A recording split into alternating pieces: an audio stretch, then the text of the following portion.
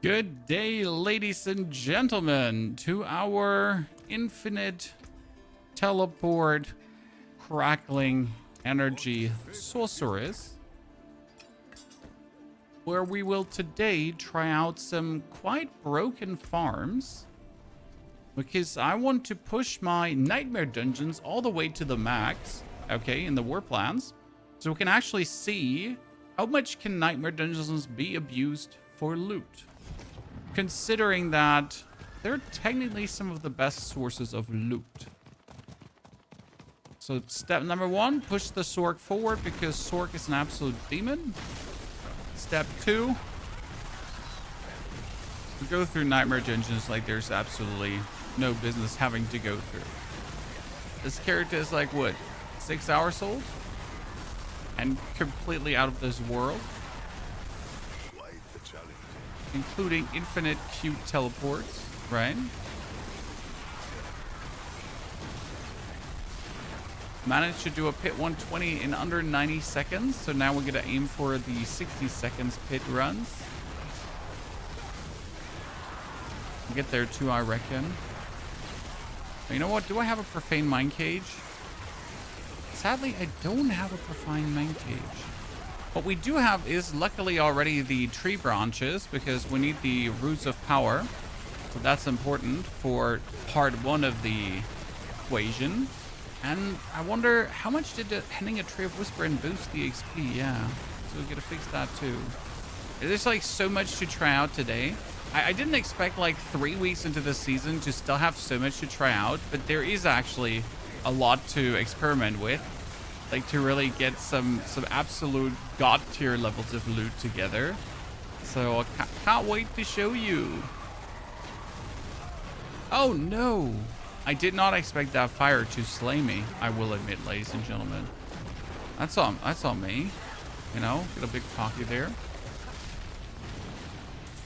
Guess that's the last little bit of defense that we still have to polish upwards, but let's try to finish the Helltide here really quick. Really don't want to like overfarm Helltide. I need to finish as many war plans as possible, and every war plan needs to have copious amounts of Undercity nightmare dungeons in it. Then we're happy. So that's our goal now. Nightmare dungeon galore. We're just gonna be floating, right? I'll best you, Marcus. Good to see you there, Marcus. I just came back from the Netherlands. We had some fancy family trip happening. But now it's time to, you know, continue on the fancy pantsy grind. We're doing this all with a Sorc simply because the Sorc is just busted. So what can I say? Why are we using the Sorc? Well, you know, I can just teleport everywhere. So you reckon that's just like one of the best methods to go with? When especially being able to just fly through dungeon, that's always a nice thing. Kirstein, good to see you there. Good day, partner. Hope you're doing well. I forgot to list this one. Give me a second. This one is currently unlisted and now it's publica. Now too. Like the advantage of doing like this in a nightmare dungeon with a Sorc is as well we're just going to be floating through this, right? We're now gonna find the Wrathful Exile, but no one said you have to do this slow.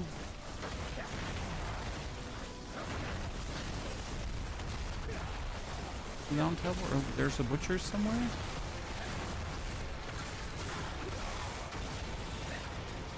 Looking for someone called the Wrathful Exile, and that's it, right? That was the Nightmare Dungeon. Got it done quick and dirty. Now we need Nightmare Dungeon number 2. I'm trying to like do like only the ones we can do fast. I wish all classes can move as fast as this. Well, the Necromancer can to a degree. The what was it called again? Warlock can. The Barbarian, well, he doesn't have a teleport, but he has a lot of movement speed, so I guess it kind of evens out in my humble opinion. Like it's not like other classes can't move, but the advantage for the Sorc is just it's a goddamn teleport, right? I mean, there's like nothing to say about that. It's a teleport. Teleportation is just always king. Like no matter where you're going. I mean, I can literally jump over corners, right? So that's a level of illegal that obviously the others can't do. That's true.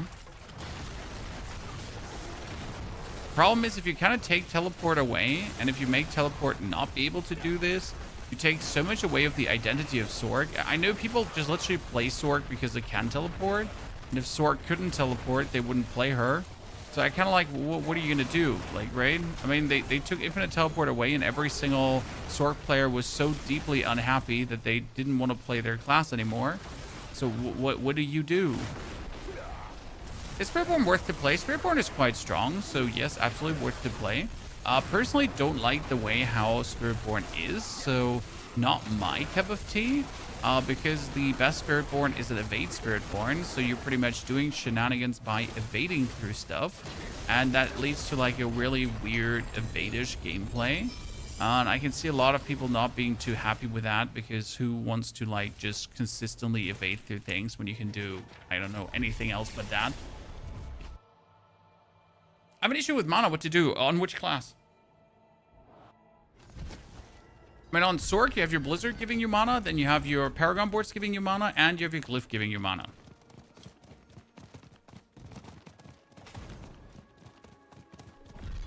Paladin movement is crazy. Yeah, I haven't really looked into Paladin, so I have like absolutely zero opinion on that one. How Paladin moves, plays, jives. Okay, we need to like collect enough Cinder in a short amount of time here. Open another chest. Verbal like another 2 chests. That would be great. And obviously the OP thing about the Sorc here in this regard is that she just kills on contact, right? So I don't even have to touch enemies anymore. I just have to get like remotely close to them and they'll just get zapadoodle dandy andy, and that's it. Which is insanely useful.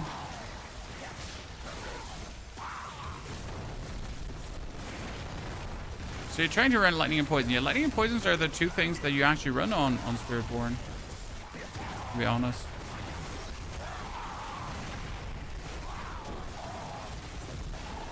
And poison with pestilent swarm, and lightning with whatever lightning wants from you. Shield Rush Paladin. I saw Shield Rush Paladin. My problem with Shield Rush Paladin was simply that in order to do damage, you would have to like shield rush through enemies, to then shield rush through enemies, to then shield rush through enemies, to then shield rush through enemies. And that is a bit like the same as the evade Spiritborn. Like this actually rushing through enemies to then rush through enemies to then like that was just something that I really didn't want to do personally. And yeah, it wasn't that my cup of tea. Okay, so we're gonna have like the first war plan done in a GIF already. That is great. Sadly, this looks like a triple Helltide war plan. Again, I'm currently trying to get war plans that have 3 to 4 Nightmare Dungeons, because I want to know like how long will I potentially take to actually push my level up, right? Because that's the interesting part. I'm playing this on my Sorc, and the Sorc is like 6 hours old, so I haven't really done a lot. But how many war plans do you think will it now take to actually get my Nightmare Dungeon level, for example, to level 6? And then I need to also do layer bosses, because I need to get my layer bosses to a certain level as well to push my Nightmare Dungeons even further. Because again, we're planning to do some Nightmare Dungeon farm for materials, like kind of test, and I need to see what we can like abuse there. Oh, it'd be great if we get invaded by something. And we'll get a minute to get like ourselves another chest piece here.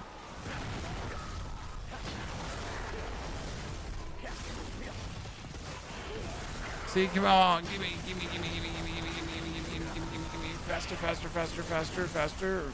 faster. You know you want to. There's a lot of cinder here. Come on, don't be like that. Give me all the cinder. We almost have it. There it is. That's what I'm looking for. This is the amount of cinder you want.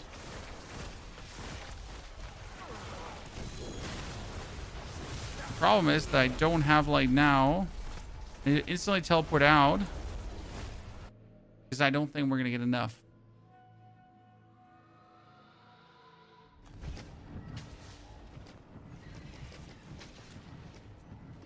Playing Aradin.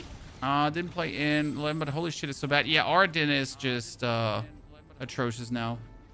Our chat. Get a ban weirdo. Who's been trying to be weird now multiple days in a row with some weird bot messages. Okay, we're gonna lose the Helltide, then we're gonna wait. You know what? While I wait for Helltide, I could just finish Whispers because I also need to get my Whispers to level 3. Why do I need to get my Whispers to level 3? That's part of the deal here. Part of the shtick. So what we're trying to get is, for you to understand, chat, we're currently trying to get the, this here, the Head Rotten Feast. So these 3 are mandatory. Then in lair bosses, I actually want to get the Out of the Cold and the Dog of Astaroth. So I need to do lair bosses as well. And I'm not sure if there's another one Nightmare Dungeon related. Technically, I would have to get the this one here, Hated Foe, and then I'd have to get Night Terrors, right? Yeah. That would be... Not sure if there's an Undercity one. The Undercity one has no Nightmare Dungeon connotation there. So yeah, we need Nightmare Dungeons all the way to this and that. So these 2 are absolutely required. This one is good. So we need like here, the last level. And the lair bosses we need down to this one here. And then the actual Helltide. I'll get one more Helltide and then we can move our way over to this side. It's going to be good. That's going to be like really interesting. Oh, I get the aspect of Armageddon in better, chat. I was looking for that because I'm missing 40% player power from the aspect of Armageddon. Oh, look at that. Look at that. 220% instead of 188. Damn, son. That's great. Only 5% missing. You know what? I'm going to transfigure this amulet and we're going to hope for the best. Let's see what we get out of it. And it is lightning damage by 10%. No, wait. It got another greater affix, but I don't know on which. No, it got lightning damage, and it actually replaced one of my thingies. Yeah. So we replaced the all damage multiplier and get another lightning damage multiplier. That wasn't even good, but I'll take it.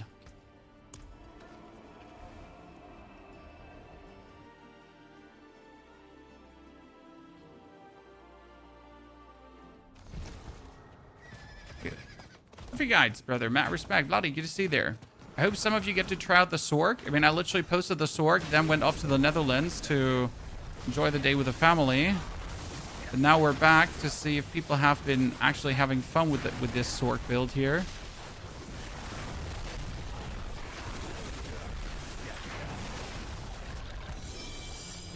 Yeah, that lightning roll wasn't too hot, but honestly, could be worse. Like, could have gotten worse. So it's fine, y'all bugging. I mean, all in all, we're just happy about the Armageddon. The other ring we anyways have to like still make better. So that's something we have to roll with still. Anarian, this is a personal preference. So Shredding Blades is guaranteed more damage, while the one with a bonus stun is like unguaranteed more damage. But at the same time, getting those charged bolts is actually quite some bonus DPS. Without a DPS meter, I couldn't even tell you which is better. Right? There's fishing. Well, Grandpa was fishing with the children. I wasn't really doing the fishing. I was just chilling. You know.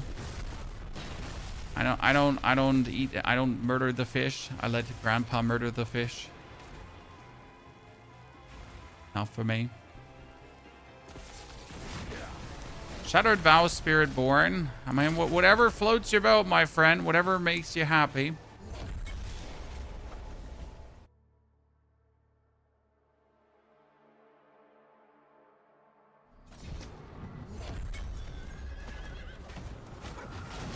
Let's see.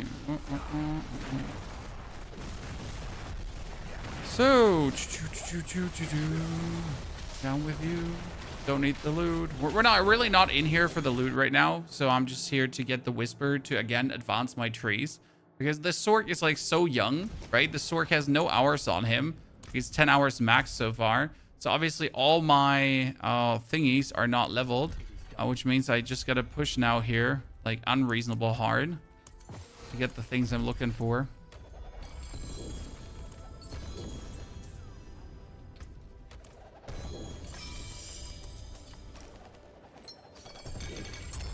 Wow, that was a lot from one. Jeez. Are you excited about the PoE update? I mean, who isn't excited about the PoE update? A lot of people, but me in particular, I am very much looking forward to it, my friend. Couldn't be more pumped. So yes, very much looking forward to it. Quite excited.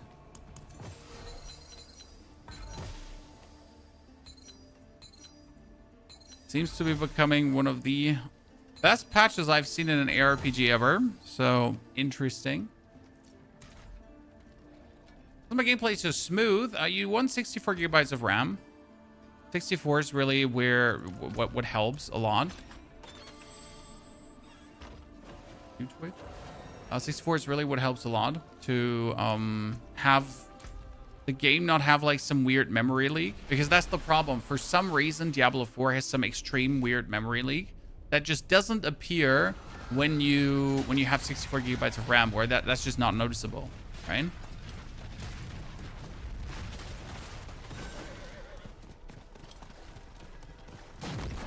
Also, the annoying stutters could have many reasons. I mean, I really can't, like, I've had some stutters before in between, and I can't remember what I changed to actually get rid of them, but there were some weird stutters that shouldn't exist. Diablo, again, is not as well optimized as you would like to hope, so that is definitely something that also to factor in. It might just simply not be your fault. It might be the game's fault. I do play with an AMD graphic card. That is something to consider, so we are not NVIDIA gamers here. For AMD gamers.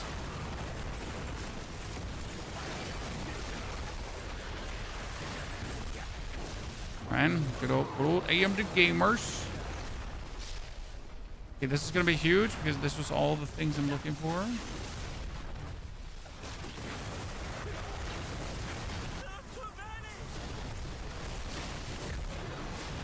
Why is the stars gonna come out of the portal? I mean, there's a lot of that that's just like simply down to Diablo being Diablo, right?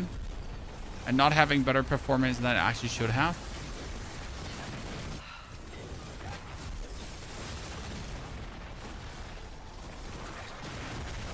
I sold my 9070 for 5080. The 9070, honestly, I have not regretted having a AMD graphic card so far in the past 8 years. I've been going with Team Red for a while now, double red. Especially from a money perspective. I mean, it might be a business expense for me. I still have to cop up the money, right? And I'm willing to pay Nvidia prices. Are you immortal? I mean, there is some elemental boom that can kill me, but you gotta consider that my gear is far from being optimal. So again, character 10 hours old. We pretty much in one day rushed in 6 hours from level 1 to 60 to torment 12, and then like an hour later we're already blasting through pit 120 in sub 90 seconds. So Sorc's busted in every way possible.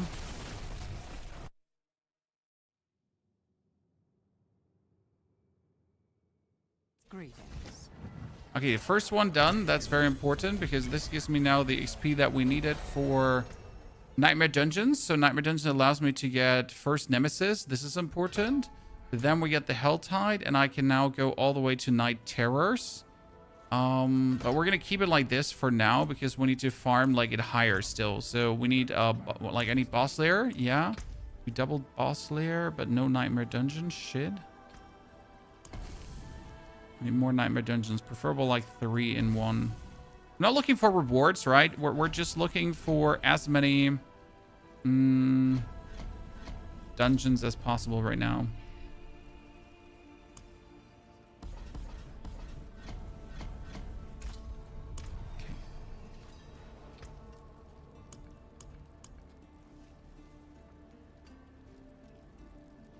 Okay. Let's do more than hunter ones. Slow and steady.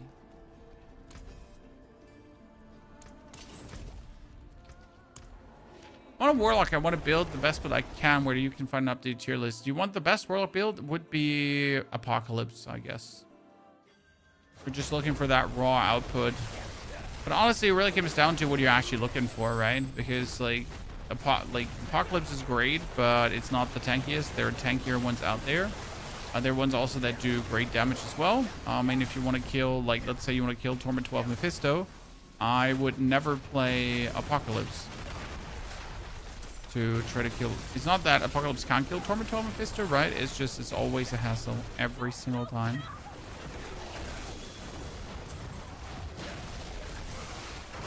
Not as smooth sailing as other classes. Well, that was a quick one. Yabba dabba do.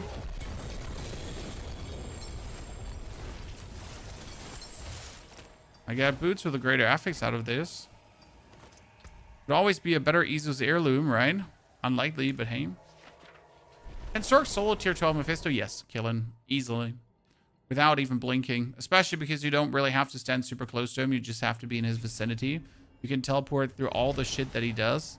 So yes, very, very easily. I mean, we already jumped after like 7 hours of this character being old into down torment 12 Mephisto's mouth.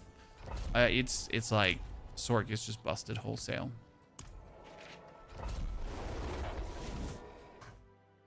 What do you think of having to grind out all the war plans again on a new character? Well, I'm on a new character and grinding it out right now.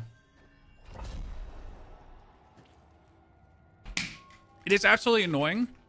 Especially, so how do I say this now? So, once, like, I know of some interesting farm strategies, okay, that I want to do with the Infernal Hordes right now, that I want to do with Nightmare Dungeons. However, I don't want to farm with my Warlock right now. So if I want to do now these set farm strategies, instead of like pushing my Sorc now forward, I would have to play the Warlock just to be able to do set farm strategies. But I don't want to play my Warlock right now, right? I want to play my Sorc. So if I wasn't now grinding up like the Hell Tides and the Undercities and so on, right? With this character, yeah, I gotta do this now first before I can even do like the actual farm I want to do, right? I'm gonna do some like brain dead things that I don't want to do, only to then be able to do the things I want to do. And we're gonna do a lot of thingies because I need more corrupted roots. Jesus, Sorc's fast? It is.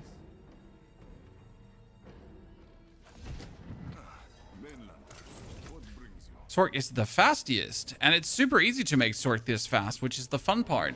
Like, it's not really difficult. You literally need one mythic item or overpowered charges. And then you can just pop off.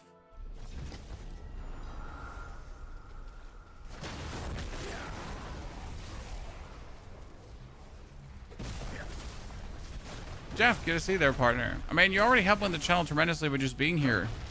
Spreading the gospel. Whoever would like to hear it or not hear it.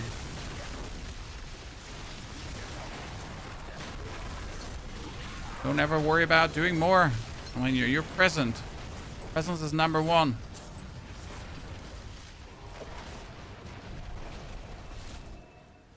Yeah, this is why I want to do the farm now with the Sorc right now, because Sorc is just stupid, right? Like, I want to farm certain things, and I want to do certain things with Nightmare Dungeon. So what do I play? I obviously play the one class that can just fly through shit like there's no tomorrow. Like, why wouldn't I? Why would I do anything else than that?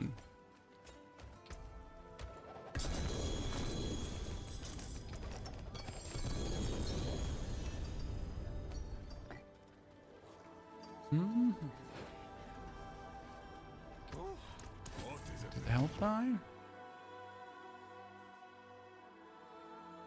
What power teleport is not guaranteed anymore right now? Yeah, I mean, Eldraine is the better choice anyhow, but if you don't have an Eldraine, there's not much you can otherwise do, right?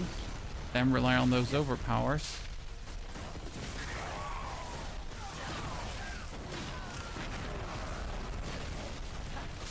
Obviously, Eldraine is king.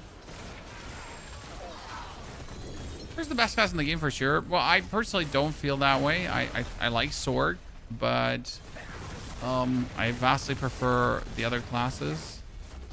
However, for the things that I'm trying to test right now, Sorc is just the perfect workhorse.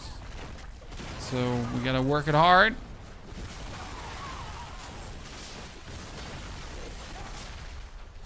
What can I say? Quickest way to level war plants, I assume. Well, I'm currently spamming. Like I'm for example, I'm trying to level nightmare dungeons, so I am trying to get war plants with as many nightmare dungeons as possible. There is no fastest way to level war plants because you can't level them faster. Like you just gotta do activities. The problem is I can't just spam nightmare dungeons to try to level up the war plants because the war plants are getting more experience by actually having a war plan of nightmare dungeons and then finishing that, right? If you just spam nightmare dungeons, you'll just never get enough XP to really progress them. You can't also just spam world bosses to progress the world boss one, right? That's just marginally moving it forward. I mean, it's gonna do some, don't get me wrong, but it's not gonna do anything like crazy meaningful. At the end of the day, you're still forced to actually do war plans with stuff in them.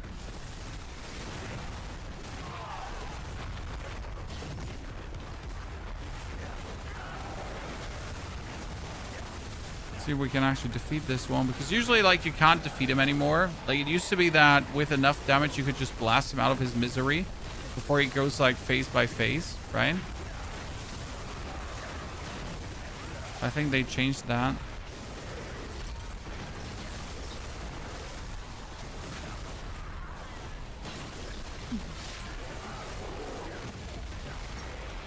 Better Sorc is okay to level. Well, I level with Crackling Energy Sorc as well on Charge Bolt. And I was just massing up Charge Bolts. It was super funny.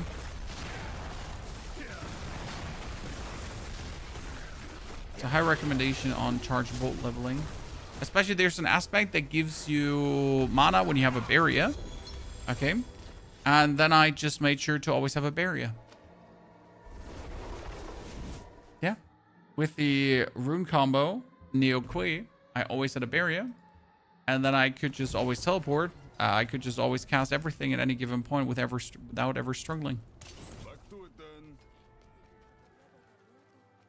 So that was kind of nifty.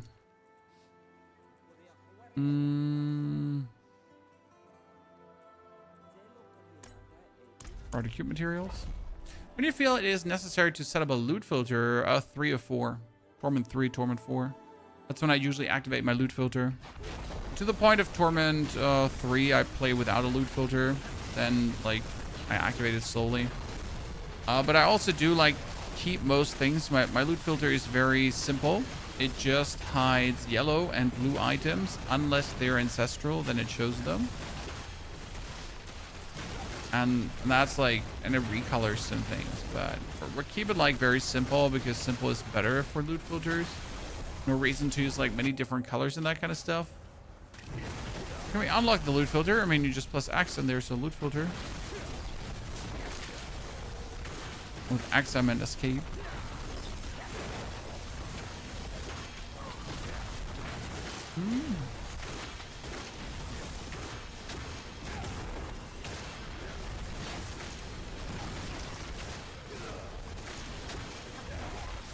Technically, I should just ignore the Undercity, but I actually do need the lesser materials from the Herodic Cube. I just need to have enough mats to do enough stupid, questionable things in my life.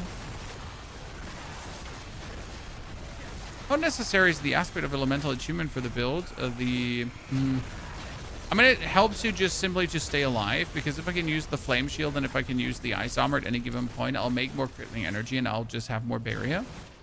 So Anarian, it is not the like ultra important, but it helps tremendously because the more obviously also of the frost and so on skills you're using, the more bonus summons you're getting with your Talrasha set. I mean, choose your poison there, like if you don't want to use it, but I reckon it is quite the workhorse, and it would be a grand mistake to not employ that workhorse.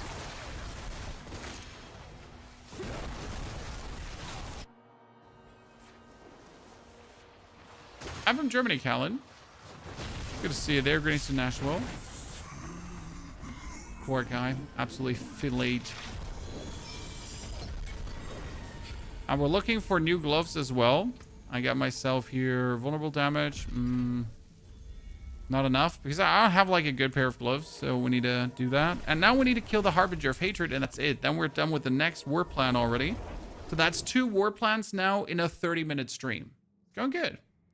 Better workers than Ring of Starlist? Yes, an Arian. I mean, the Ring of Starlist will give you a 50% damage multiplier, but do you need that damage? I mean, I am sitting in the almost double... I do actually sit in the double-digit trillions, and honestly, I have so many other vectors of power to gain before I even require that vector of power, you know? Okay, that one's getting pushed forward so we can get here the Dog of Astaroth, because it will then appear in Nightmare Dungeons. Again, we're currently trying to make everything like Nightmare Dungeons related. As the build against Mephisto, it absolutely poops on him, chat.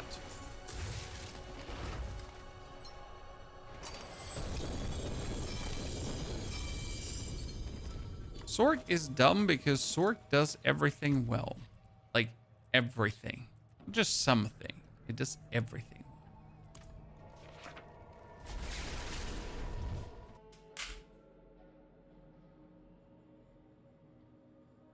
I mean, the fight against Mephisto is included in the YouTube video explaining this build. Just as an FYI. Okay, Tarot done. We get this one here. Undercity level up. We get this one to the second one. The Helltide is also almost done again. And the Nightmare Dungeon is also halfway through. It actually goes really quick. Okay, so Nightmare Dungeon, Helltide boss. Oh no, look at this. This is Nightmare Dungeon, Helltide, Helltide, Nightmare Dungeon, Nightmare Dungeon. Yes. It's going to be huge. We can expect a lot of XP moving here, ladies and gentlemen. So that's going to put my Nightmare Dungeon almost all the way full. So that's going to be from level 2 to level 4 in just absolute no time. Good. We like what we see, chat. We like what we see. Okay, into the Nightmare Dungeon. Old Stone. Old Stone is fine. I always like to play that one. The thing, Sorc will be hit with a nerf for the next season. Absolutely, but maybe not a nerf, but a balancer. Because let's be fair, Sorc is completely overtuned. And I'm not saying this as someone who likes to see classes nerfed. I would rather see other classes to be lifted up in power in this way. For example, we right now have an ulti with Unstable Currents. Okay, what does Unstable Currents do? Let's look at it realistically. What does it do? Unstable Currents just give you damage. Unstable Current just gives you cooldown reduction. Unstable Current just gives you literally everything. Okay, it's one ulti and it's like it has no limit. So the Unstable Currents can be scaled as much as you can pick up Crackling energy, right? So it's pretty much a limitless ulti to a degree. And that's kind of like something when you have other builds that also have ultimates that should be doing this, but for some reason Blizzard decided to scale them. So they're not unlimited. They're not crazy, like, and can go any place they kind of want to. And that's something I'd rather like to see. So I don't care how strong this is. I'd rather like to have other builds have an equivalent of strength and be able to do similar damage with the actual ultis if they would functionally be changed, right? So I'd rather see like more like Sorc than less like Sorc, because the problem is when Blizzard nerfs something, they just usually annihilate a complete playstyle. And why would I want to see Blizzard annihilate a complete playstyle? I want to see more playstyle.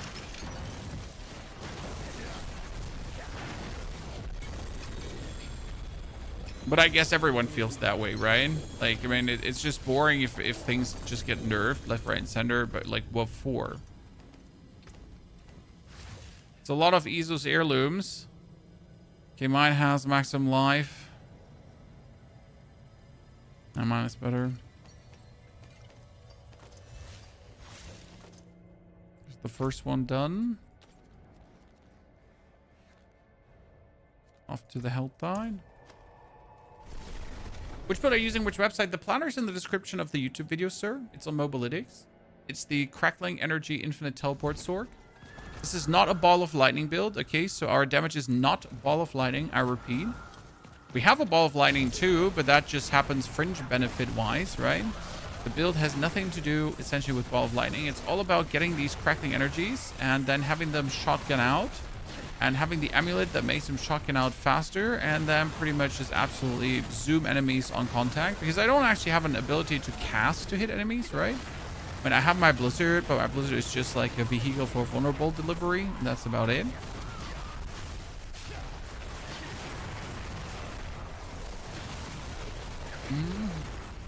I'm gonna get invaded in a hot second. This build easy to play on controller. Well, you pretty much activate unstable currents, and from that point on, you just teleport and run around and have fun. So is this easy to control? I guess. I mean, just keep in mind, I am not playing on controller. But you activate your teleports, and then you just go zoom, zoom, zoom, zoom, zoom, zoom. Necro or Druid build with minions. The Druid minion build is stronger than the Necro minion build. Best Barbarian build? I mean, last time I checked, the #1 barb was the Ancient Barb.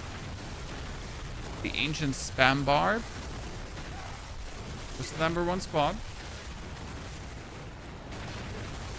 That being said, the Ancient Spam Barb is a bit more gameplay intensive than the Whirlwind Barb, because the Whirlwind Barb is hold down Whirlwind, do pit 130 essentially, whereas the Ancient Spam Barb requires you to like actually know what you're doing, right? To actually have a brain.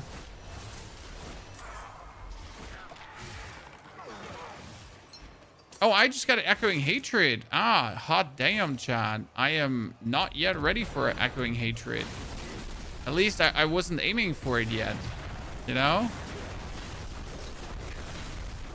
Ay, ay, ay. How am I gonna get the chat in? Owen easily beats Ancients. Yeah, but why is then the #1 player currently an Ancient player, Zach? I mean, this like just such a general wrong sentence to make, you know? Why is then the #1 leaderboard player an Ancient player if Whirlwind easily beats Ancients? Explain, sir. Explain. Because that wouldn't be the case. Unless you were wrong. With pit level, oh, I didn't try to go deeper, You'll Baggin. I mean, for me, it was just important that I could do a pit 120 in 90 seconds, and under 90 seconds, actually, right?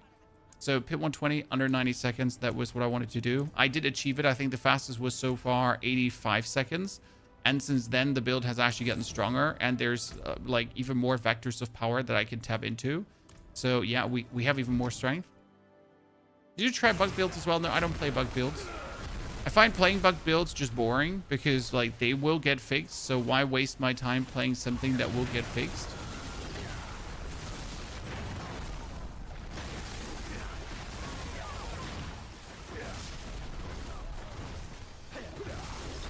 Makes just like not really like sense to me personally.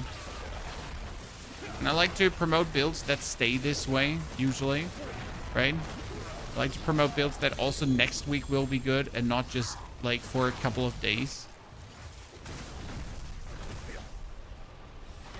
Should I play Whirlwind or Ancient Barb? If you just started, I would still play probably Whirlwind. I dislike the Whirlwind playstyle tremendously. It is absolutely not my cup of tea. However, the Whirlwind playstyle is vastly easier and simpler than the Ancient Barb playstyle. So for the Ancient Barb playstyle, you need like precise rotations, right? Or you need to have a controller and hold down every single button. Whereas the Whirlwind playstyle is pretty much hold down Whirlwinds and then that's it. Like that's your sophisticated gameplay loop. Hold down Whirlwind. Check. Done. Their boss killer variant. I mean, this is the boss killer variant, the pit pushing variant, the everything.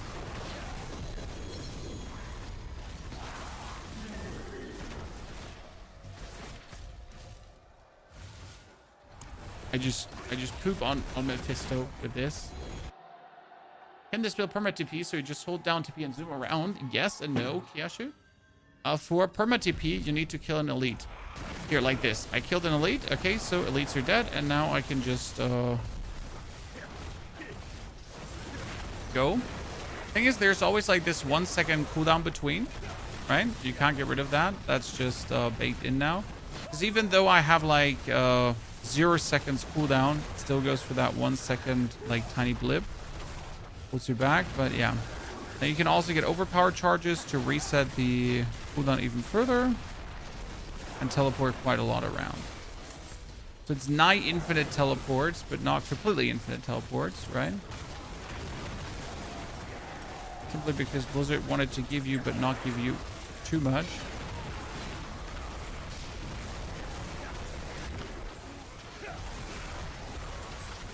And we need to finish some more whispers so I can actually, I mean, you still notice how easy this is, right? I need to be somewhere, right? I want to go through a nightmare dungeon.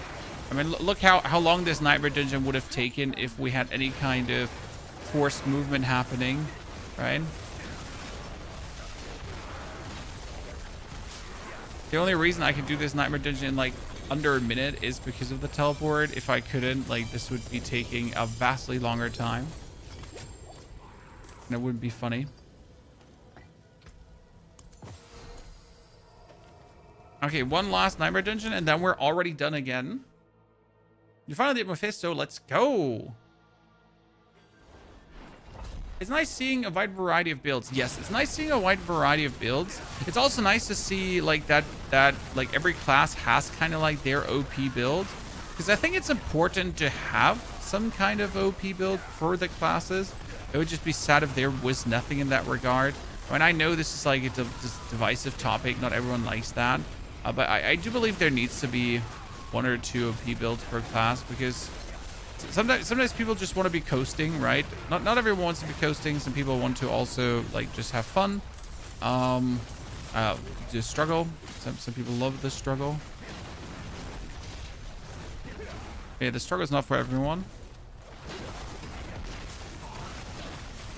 Do you think you should allocate more defenses on talismans and skills and gear more offensively? No, I think that's fine.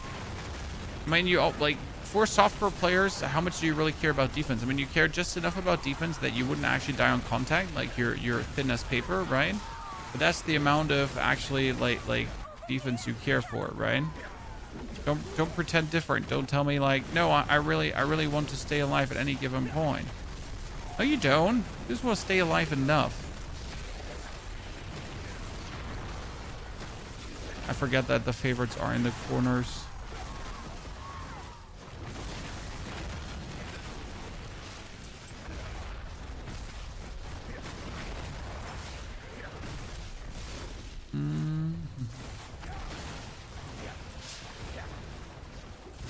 They nerfed Sorc? Nope. They accidentally took the core skills of Sorc's core skill, which actually nerfed the Sorc. But they didn't nerf it per se because that core skill is coming back. But we're also not playing a version that runs said core skill, so, you know, we're not affected in any way. Just absolutely cooking as we did before. Okay. We finished a few more whispers because we need more roots. Yeah, I haven't actually looked at the blue tracker Hollow Reborn. You're paying attention to that.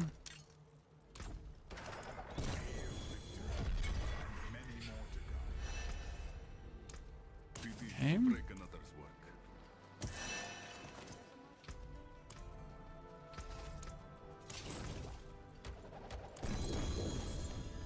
Loot, loot, loot.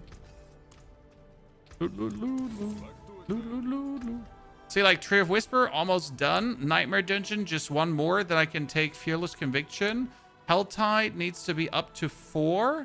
Then we got the boss layers done. Okay, that's perfect. Nightmare, this doesn't do anything for us, and this doesn't do anything for us. Okay, perfect. So what did I say? I need Helltide, and I need Nightmare Dungeon. So again, back to this one. We get Nightmare, Helltide, Nightmare, hit Nightmare. But I also do need more whispers. Why do I need more whispers? It's actually really simple. Because like we need these corrupted roots. And right now I don't have many of those. So that's like, this is the crazy part. I just need to do whispers now. Now I'm starting with the Hemid Stone. Yeah, for Hemid Stone, you just really want to have the Belial mats. Let's be real. There's nothing else to say about. So you get your Belial mats, your Hemid Stone is going to be coming in really quick.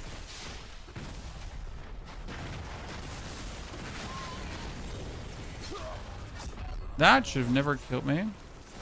So weird. What's the build you've enjoyed the most so far? Tiny's grass partially, but like boulder. The boulder lightning druid has been absolute my favorite one.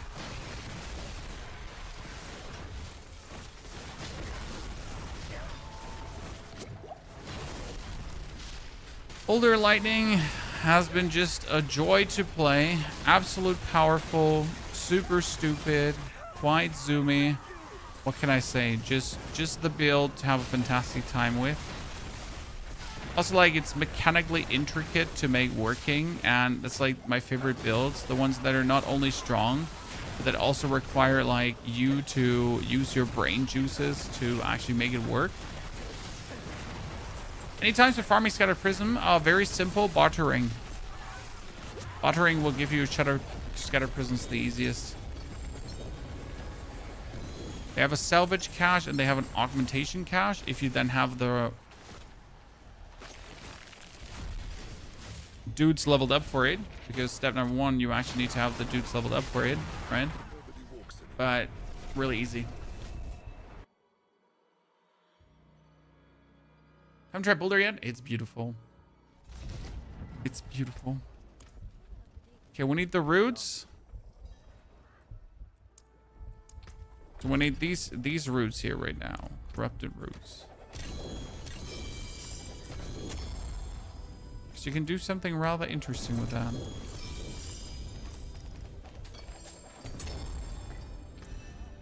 So how many corrupted roots am I'm really not getting any more, right? I mean, they're supposedly, they should be dropping, right? A drawn to expose roots. Whisper caches sometimes contain corrupted roots. Yeah, I need more whisper caches. More.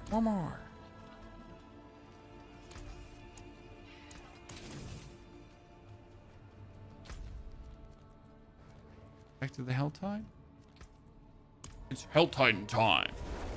How many hours do you spend gaming? Well, this is my Jerb. Alex. Would I like to now spend the evening with my family rather than playing right now? Absolutely. I just came back from the Netherlands. I'd rather, you know, watch a movie together with the kids and the wife.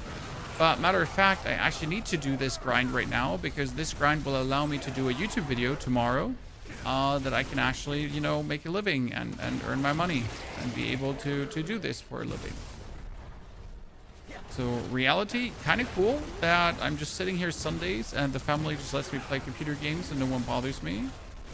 On the other hand, I kind of also have to do it, right? So it's like, it's partially my choice and it's partially like what I gotta do because of my job, you know?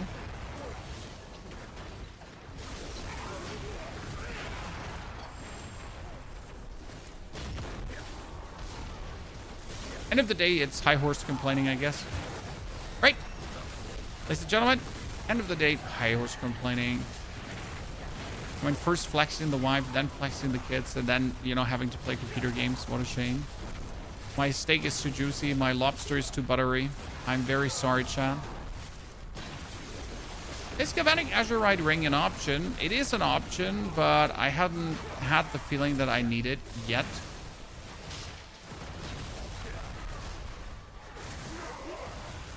But it's certainly not an option.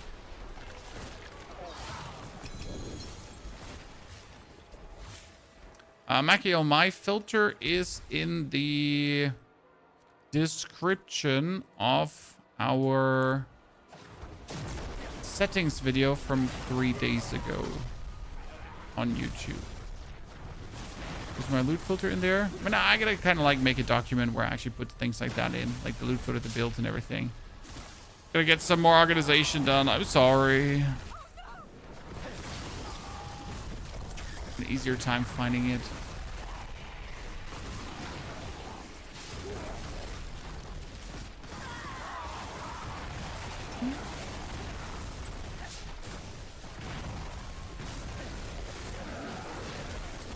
We just need 125 more. That would be useful if we got invaded, because then we got a lot. How do you do 90 billion damage? Oh, 90 billion is not even the most. I mean, you're like mostly seeing hundreds of billions of damage, if not trillions.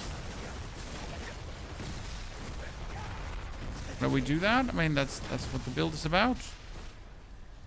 Obnoxious OP damage.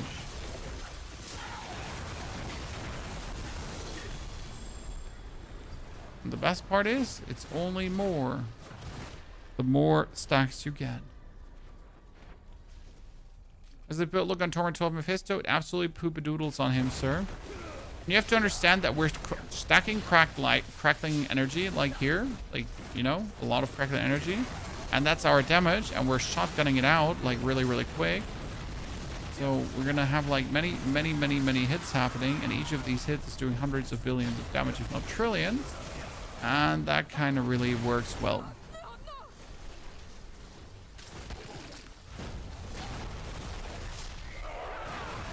Barbie can do trillions? Yes, sir. This character is also like 8 hours of actual game time so far. So please bear with me when we still have a lot of growth left. Curzon, I could probably put it in the builds. You're not wrong. You're not wrong. I ignored that section mostly. Maybe I just want you to look at the video, right? Evil person. Can you imagine that? Streamer just wants you to watch his videos. Disgusting! Absolute sellout.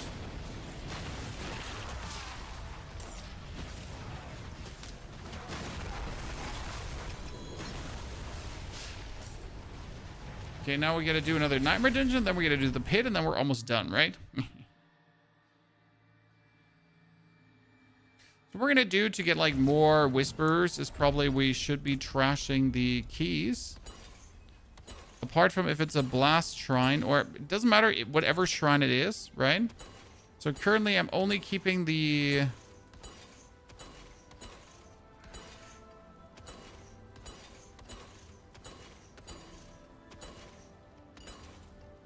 one that have guaranteed shrines.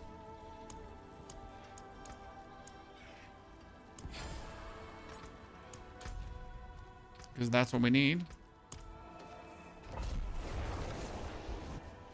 Just found a Yarun. Wrong Diablo. Hey, Yarun is 500 million money. Sometimes a billion even. People are willing to pay a lot of money for Yaruns.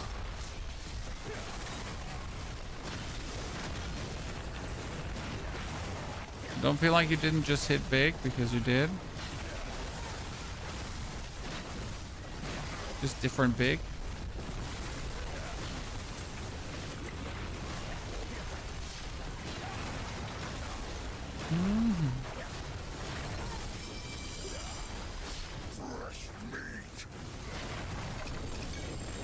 The butcher just comes and then he just dies, and then it's over, Chad.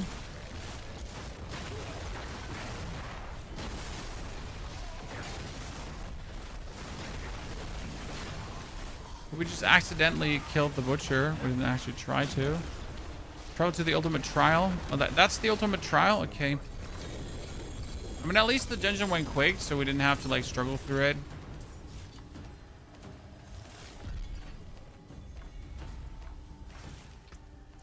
Anything interesting? Nope, nope, nope, nope, nope, nope, nope, nope. Plus, I'm a Sorc. What's the best way to level the Boulder Druid, and when can one switch over it? A Claw and Lightning Storm. Scrunchy. That's it. Use Claw and Lightning Storm. It's amazing because you just hold down the Claw and your Lightning Storm crashes down around you. And that is a super smooth leveling experience. It was one of the most fun I've had. This is now a Pit 120, ladies and gentlemen.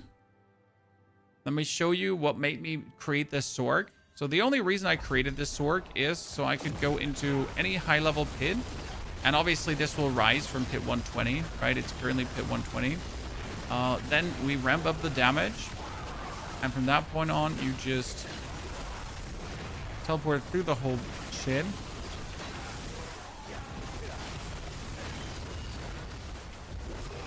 An absolute blast of a climb.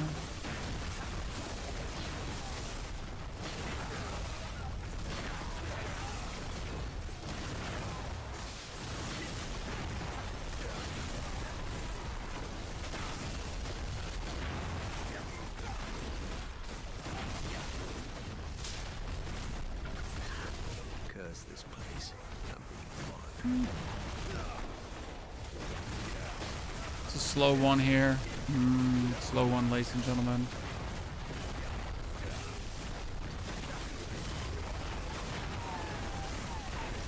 It's okay, I guess. Disgusting it is. I mean, I pretty much, in the matter of like 3 hours into the end game, I had all my glyphs to level 100 already. Right? It's just like, it's crazy. So it took me 2.5 hours to level to 60. And then it took me another like 2 hours to be in Torment 12. Sorc is just damn stupid. That wasn't a 90 seconds one.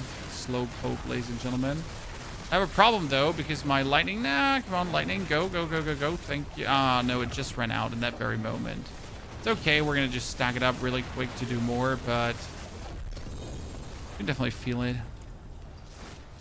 You just lose your damage quickly. See, now I have everything, not even everything, to 111. So we're close, Chad. Almost have everything to 111. And as soon as they're 111, I can pretty much start doing pit 125 speed runs, and then I can doing pit 130 speed runs, and so on. Right? Should I go for crit chance or lightning on the ring? If you have a good Izu's heirloom, your crit chance will actually be so good that you don't really have to look for anything anymore. But I pretty much have Izu's together with Air of Perdition on a greater, like on rolled crit with the masterwork, and that is more than enough. To be fair, haven't needed anything else. Pretty OP.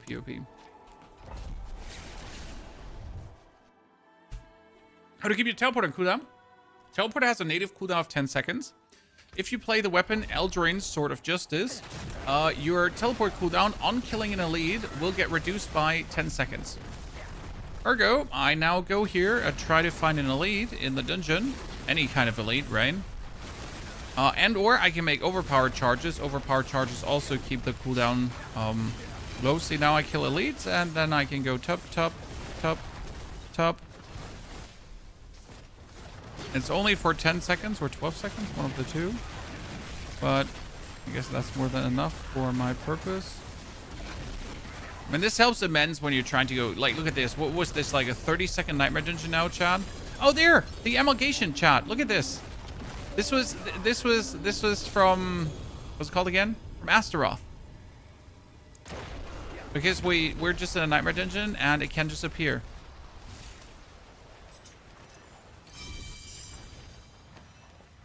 I mean, he died so quick that, well, GG.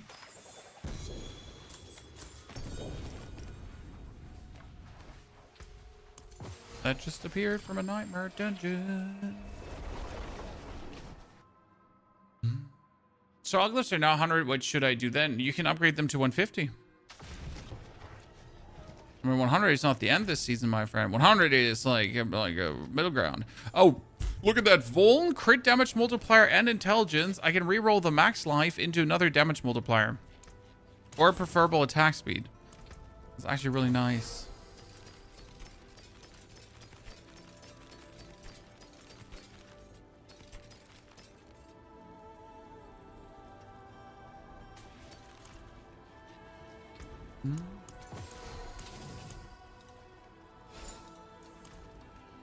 Good, we get this one done. So next, Nightmare Dungeon level up, so that's important. Then Collection of Chaos, always Collection of Chaos. There's just too many things possible with a Collection of Chaos to not go for it. The amount of shit I've gotten out of it is insane. Close to the resistance. Resistance to all elements, intelligence, armor. I mean,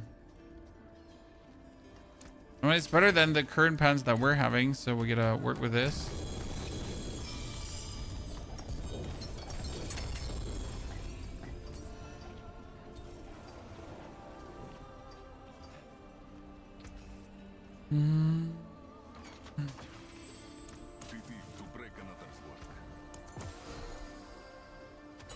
Dungeon. Lethal shrines. Keep all the ones with shrines. Okay, Chad. It's important for what we're doing.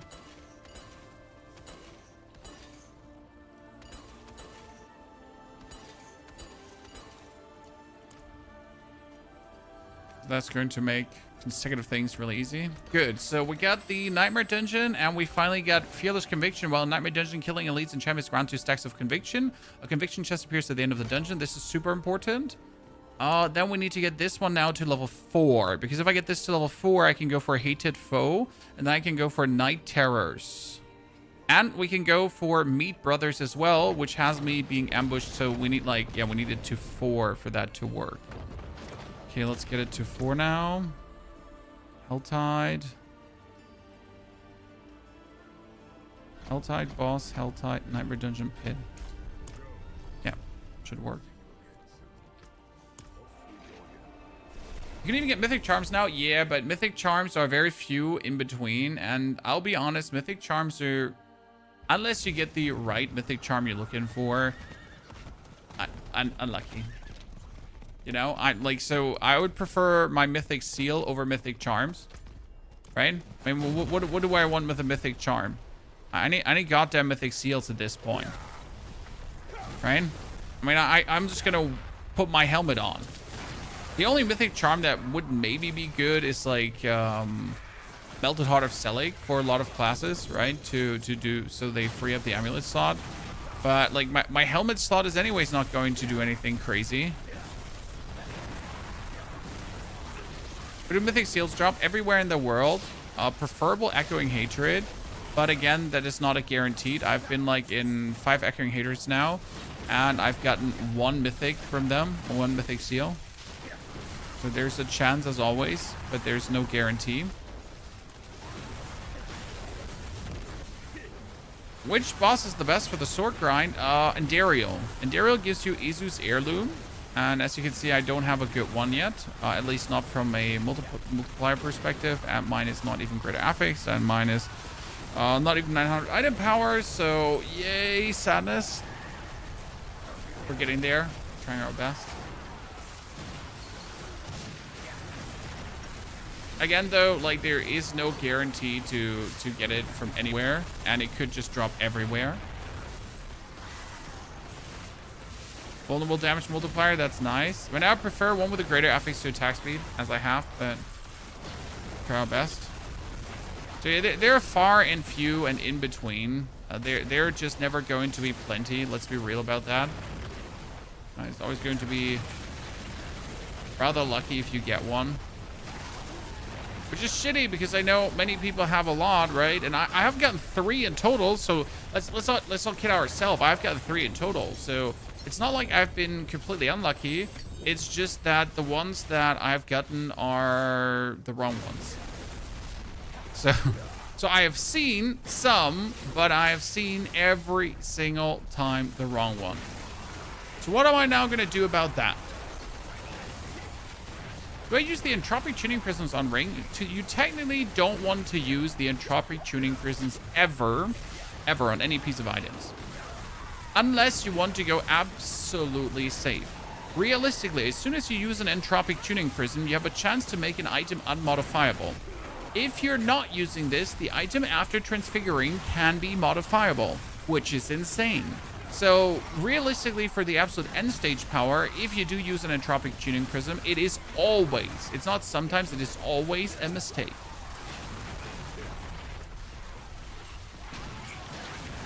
Now make with that info what you want, because like we're talking about max possible power.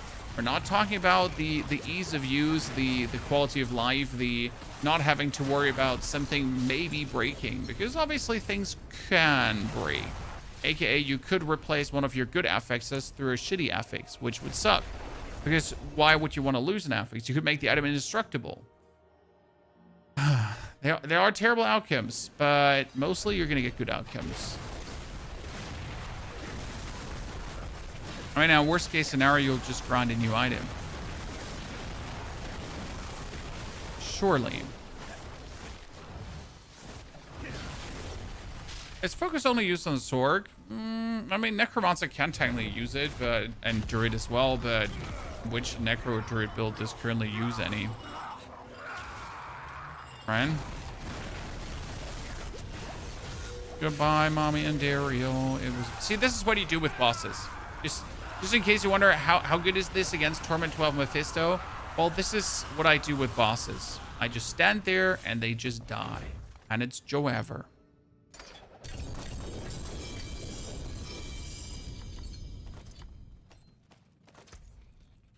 Asadoras, wrong multipliers. I'm still trying to get the perfect Asadoras, so who knows?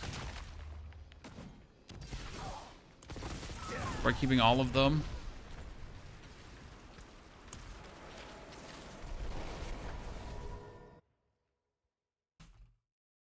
No gem strength Cafe Commando. I have seen it only on my Barb.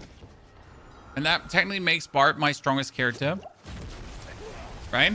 Or let's at least say it the right way. That makes Barb the character that I have with the most potential. Because obviously due to the gem strength modifier, he could just scale the highest in comparison.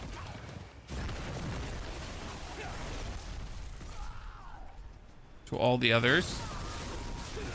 Others can't scale that high.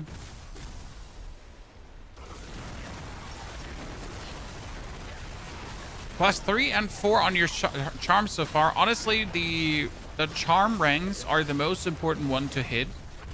It's like no matter what build you're doing, no matter what class you're playing, and I like it personally, so I'm not sure what you think, but like right now the biggest part of your power is getting the +3 ranks, +3 whatever, right? Might it be shock, might it be ancients, combat, like you just want to have the bonus power. And I like that. I think that's cool because it's like a path to power that you can just gamble for and you'll get it and you'll be happy every single time, right? Whenever you hit it, you're gonna be like, fuck yeah, fuck yeah, fuck yeah, fuck yeah again, right? You're gonna be just content, just fine. Just like, this is good, right? You hit it, it's good. Love.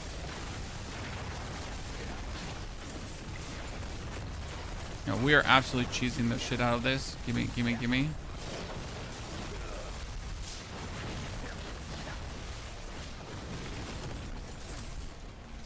Okay, that was enough. I don't need more. A good build is leveling fast for Sorc. You're going to use Charged Bolt, try to get Ferocity charges, and then use the mana trick with the aspect, resource aspect that gives you mana when you have Barrier. And that will have you always fully mana'd up. You don't even need to play a basic skill anymore.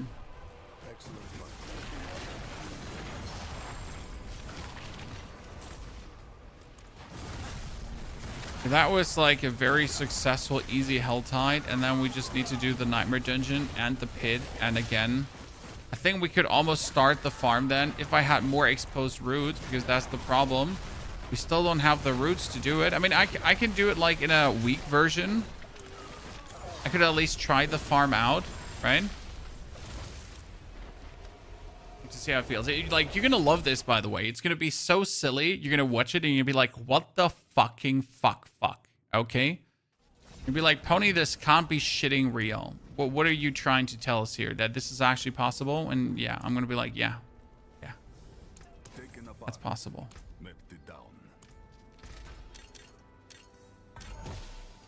Lightning damage, vulnerable damage, and resistance to all elements. Damn, not bad.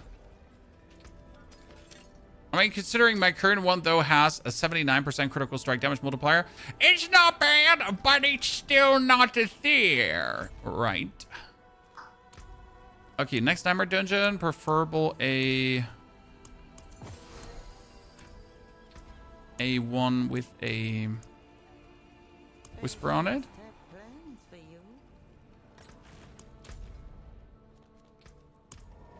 We have a video about the war plans for Sorc, Cisco. The war plans, so my war plans are generally the same on every single character.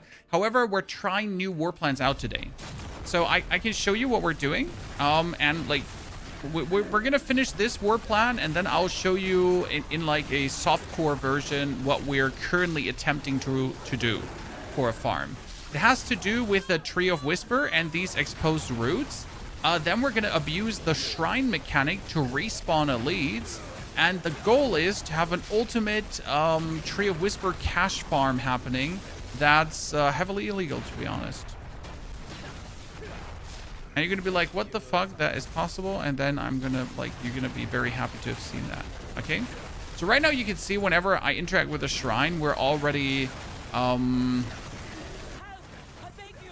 we're already summoning elites, right? Very important. Then when the shrine is over, these elites are being like resummoned. Oh, there was a Beast of Ice, chat. Yep, that can happen. You saw that correct. That was the Beast of Ice. And we just had him.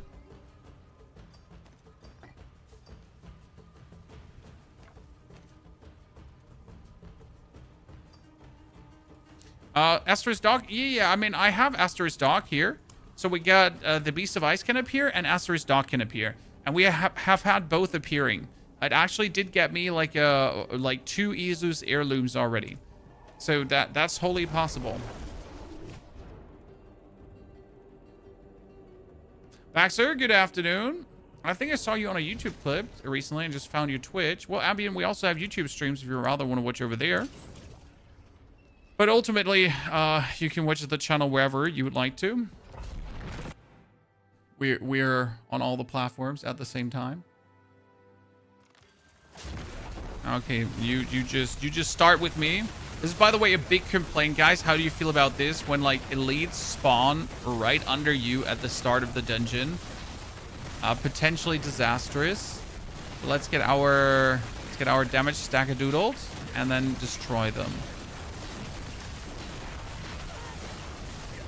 Because like a lot of builds are ramping builds this season, this one included. As you can see, we need these stacks on our Crackling energy to really go all out. But hey, I mean, killing this just gave us good progress. So this is also the first 1 to 5 we're doing with this build, chat. We haven't done a 1 to 5 dungeon before. I know I can do it, so the question is not if I can do it, the question is how fast I can do it, right? Because we do a 120 in 90 seconds and sub 90 seconds. So what will we do now this at? What do we think?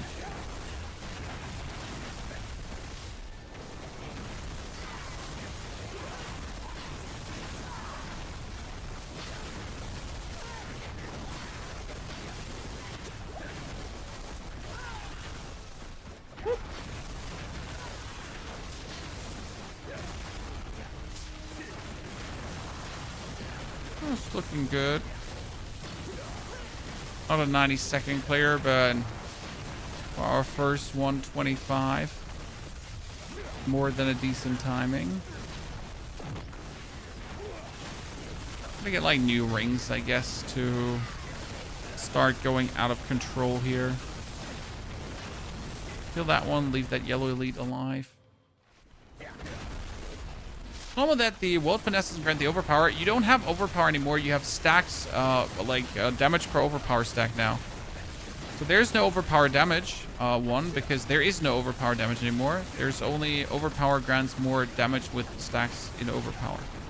Look at the boss melt, ladies and gentlemen. And that's almost also what happens to Mephisto. This was now what? How long was that? 2 minutes? Roughly? Maybe a bit more? Not much more, right? This is a 1, 2, 3, and then we unlock the charged further. So now I can go with 126, right? Without like risking that we lose a single roll. Okay. Do you stack resolve on Sorc as well? Nope. Sorc does not need resolve stacking at all. It's quite stupid how absolutely efficient this is, right? By the way, if I do miss a subscription, please apologize. Nature Joel, thank you for the 3rd month of support. My systems in the back end are a bit broken, so I get a like double, triple attention. That's the next one. So that's like 1 hour played, 4 war plans done, actually. So that was really quick.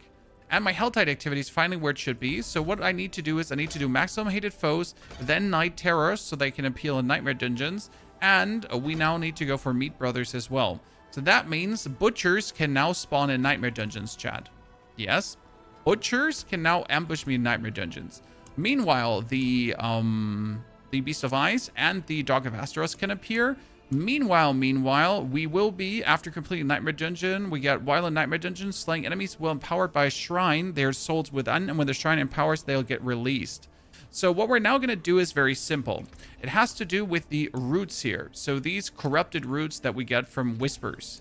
Now I'm going to show you the whole thing in like, in low B, right? So in the lowest execution form, and you're going to tell me what you think, if that's fun or not.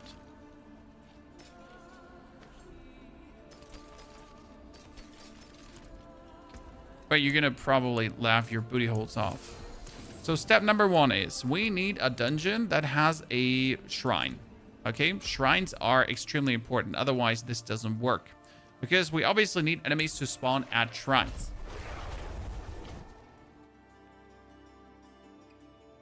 How's Lilith on tier 12 compared to Mephisto on tier 10? Lilith isn't much more dangerous. She's just much more tanky. So what we're going to do is we're going to blast through the shrine, but we're not going to kill, we're not going to blast through the Nightmare Dungeon, but we're not going to activate a single shrine. Okay, we're just going to remember where the shrines are, because that's important. You need the location of said shrines in your mind. So I'm going to go through, there's shrine number 1, ignore it. I mean, what means ignore it? Just go past it, right? Remember that it's here in the beginning of the dungeon. Then we get shrine number 2.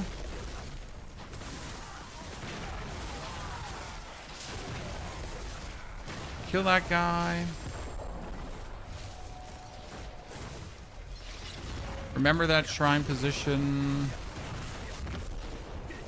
And we need to find shrine number 2 and shrine number 3. Preferable shrine number 4, because there can be 4. So that's number 2 shrine. There's the butcher. That wasn't the butcher we were looking for, by the way. So that wasn't the ambush butcher, chat, that we mentioned earlier. That's shrine number 3. Okay. Don't go to the boss yet, FYI, by the way. Chat. Okay, no going to the boss. No activating the shrine. Go past.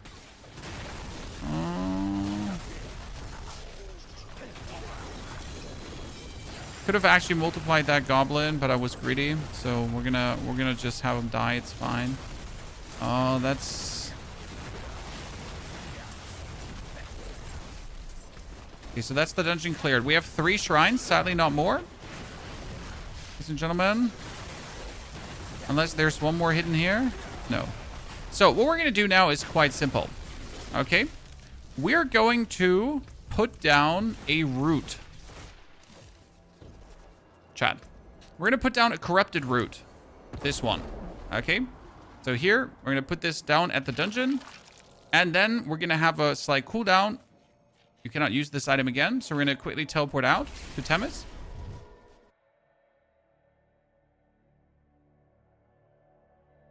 Then we're going to go back in. And we're going to put down a second corrupted root.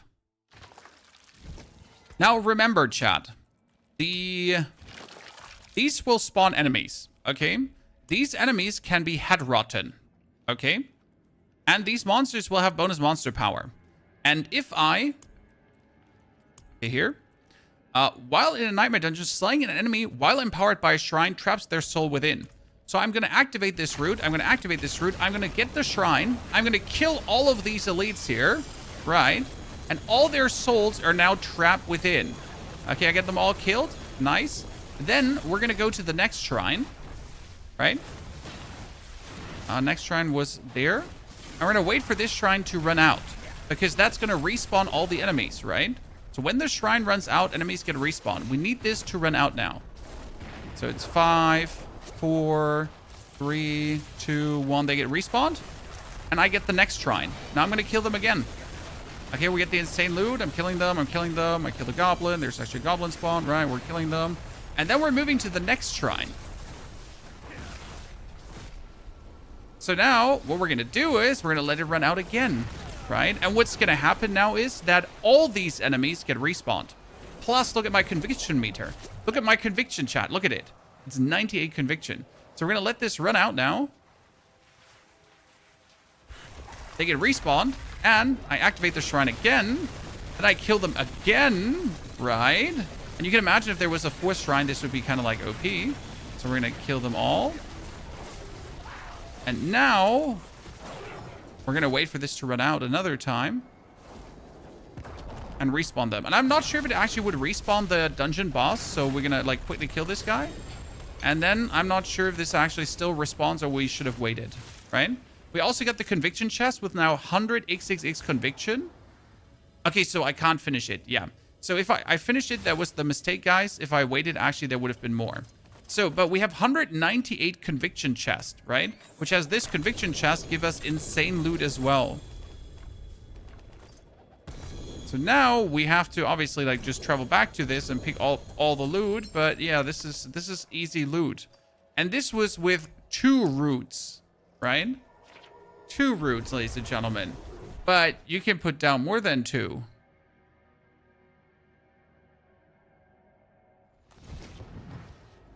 You heard right. You can put down more than 2.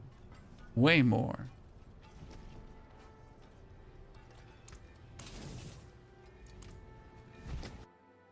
Where do you get the roots? From Nightmare Dungeon. From Whisper Caches. So your goal is to actually farm Whispers now.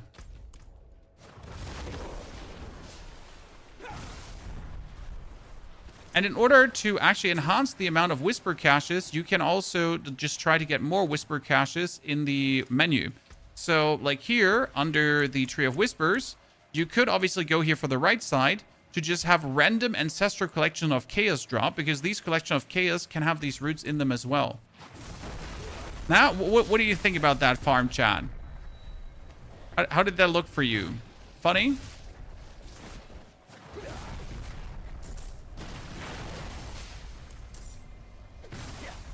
That was quite something, wasn't it?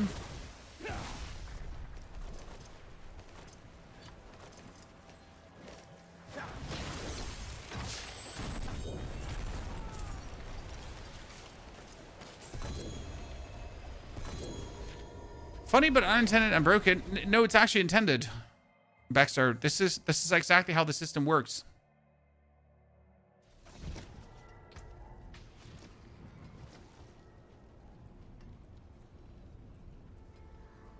That's the best part about it. This is not unintended.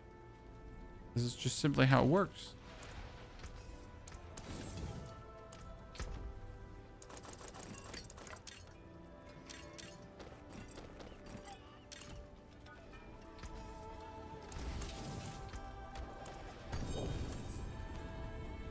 So now we need to check how soon are we going to get these roots here.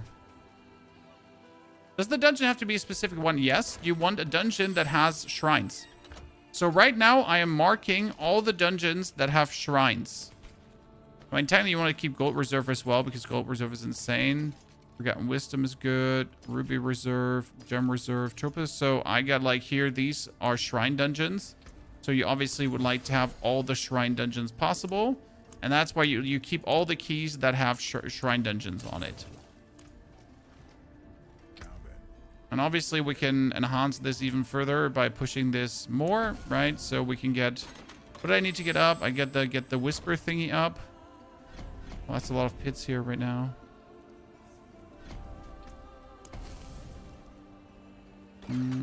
Pit, Helltide, Nightmare, Pit, Nightmare.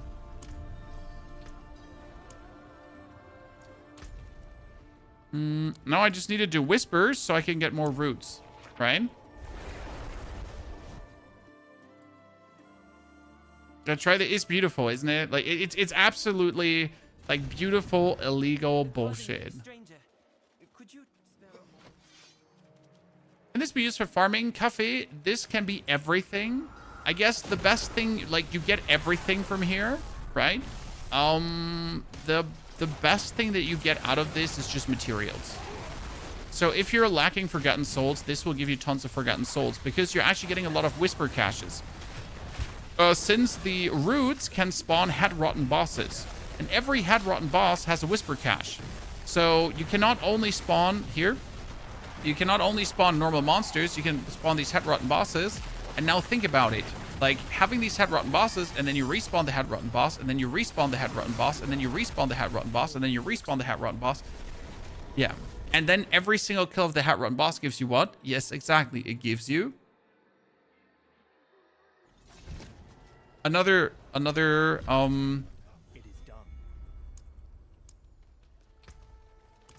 Tree of Whisper Cache, another Tree of Whisper Cache, another Tree of Whisper Cache, another Tree of Whisper Cache, another Tree of Whisper Cache. So with double chest from Tree Event, also nice XP. Bingo.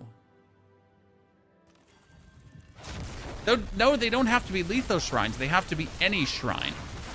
It really doesn't matter if it's lethal, if it's blast wave shrine. Whatever shrine it is, it just needs to be some shrine.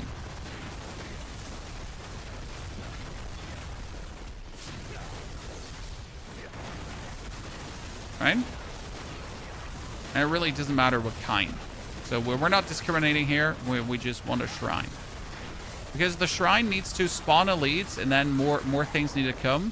But it might actually be better to like not even take the bonus elite spawns from the shrines to just have like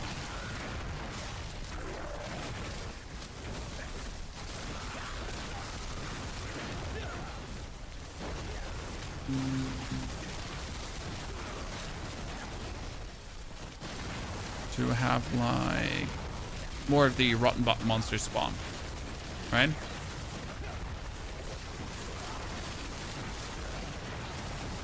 Have they nerfed the Luna Warlock yet? I mean, the Luna Warlock is not doesn't need to be nerfed. It's a bug, sir. If you're talking about the Eviscerate Warlock, the Eviscerate Warlock is clearly bugged. This is a bug that needs to be fixed. Nothing needs to be nerfed. Bug build needs to be fixed and stop being bugged.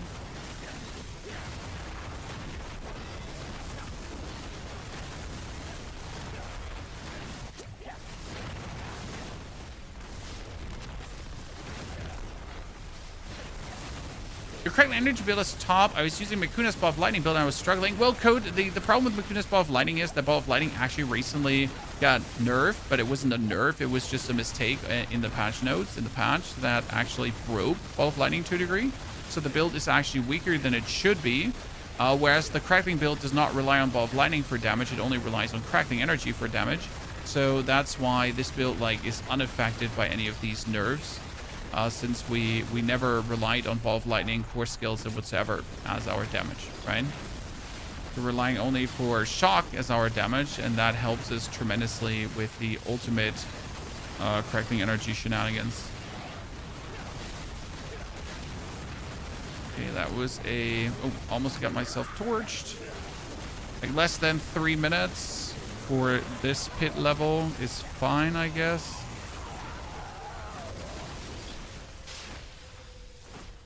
Boom.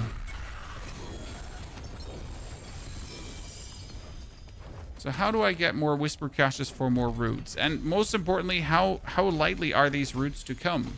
Because it says roots are coming somewhat, right? But it never claimed how likely it is for these roots to actually come. Right, I have none right now. None.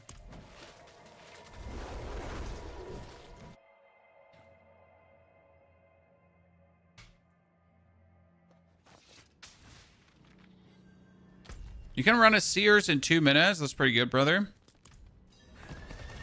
And with the infinite teleports, you can run it like in 20 to 30 seconds.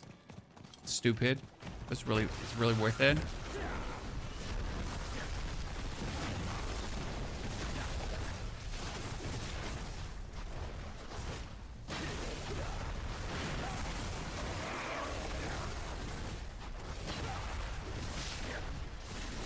Okay, let's get the lady up. I have 30 roots and I haven't had any idea what to do with them. Well, Sidebar, there you go. Honestly, I never thought roots are worth it. I completely ignored this, like that roots are doing something. But the interaction of shrines, elites, and the roots, it's just like, well, once you see it, it's like, yeah, that's a no-brainer. You know? Absolute no-brainer. Brad, the planner for this build is linked in the description of the YouTube video. So you get it in the live stream. What's the fastest way to farm tree caches? Do you do whispers? I mean, that's literally it. Just do whispers. Any whisper. Like, preferable, there should be a double hell tide so you can do these whispers faster, right? So yeah, just do whispers. Whispers as fast as possible. And right now I need to like get a Hellborn to attack me, so I would try to get invaded, but actually then a Hellborn isn't attacking me. I could also like slay 5 Harbingers, so that would help as well. Harbinger number 1. I mean, at the same time, we need to still progress our...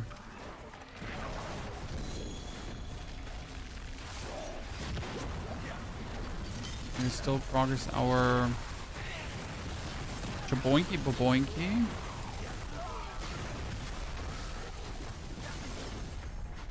Our actual war plan, so we get more experience, we can do more stuff.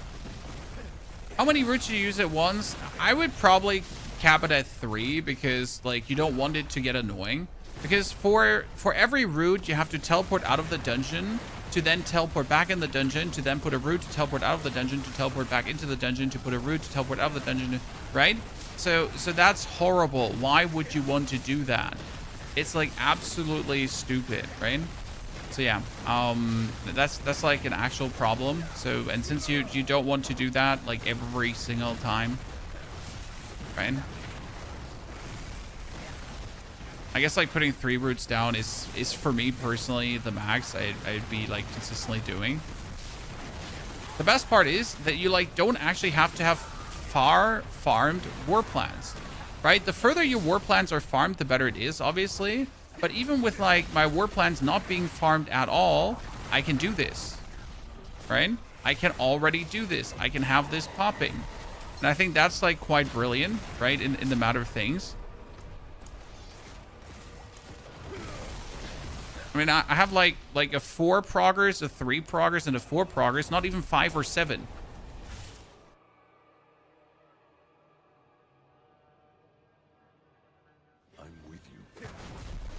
But let's just gather Whisper Caches and see how long it really takes to get some of these routes. The crazy part is the conviction chest, because the conviction chest is better the more conviction you have. But if I'm now respawning elites, like there's no tomorrow, right? What's going to happen with my conviction chest, guys? Exactly. I'm going to get a ginormous conviction chest. Potentially is absolute killer loot. That's it? That was the dungeon already? Oh, mythic. A Crux of the False Prophet. Yes.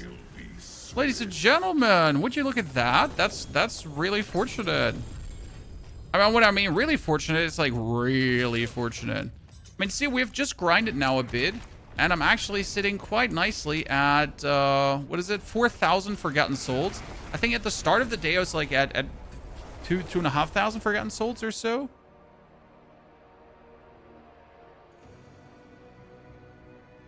You can't kill Mephisto Torment 12 yet. With this build, you'll be able to. Quite handy and easy.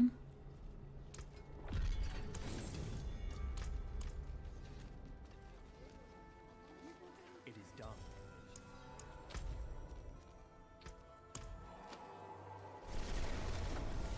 I'm playing, yeah, okay, so with Apocalypse Warlock, you're fucked. Well, not fucked, but fucked, because Apocalypse Warlock has a harsh time doing it.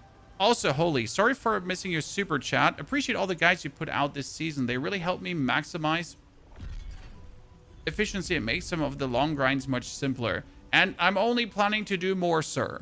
I mean, we got another 12 days of Diablo. Let's say 11 days of Diablo, because then we're going to pivot over to Path of Exile 2. Sorry for that, chat. Okay, so we have our Unstable Currents activated. Now the goal is that we're getting our Overpower charges already overpowering, so I can just teleport a lot onto him, right? We're going to get our Blizzard stacking, so we have the damage multiplier. Then we're going to just teleport onto him, because that actually makes more Crackling energy. He gets lasered by the Crackling energy, so like I don't have to do anything, right, apart from just exist to make sure to not like stand in something, but even that wouldn't hurt. He's dead. First phase done. With Warlock for Mephisto, I would either do the Profane Sentinel build just to kill Mephisto. I mean, you can kill him with Apocalypse, but it's just annoying. I really hated to fight him with Apocalypse, so I made the Profane Sentinel build. You want the truth of what I am. Let all illusions burn. So that was phase 1. We're gonna avoid him doing that.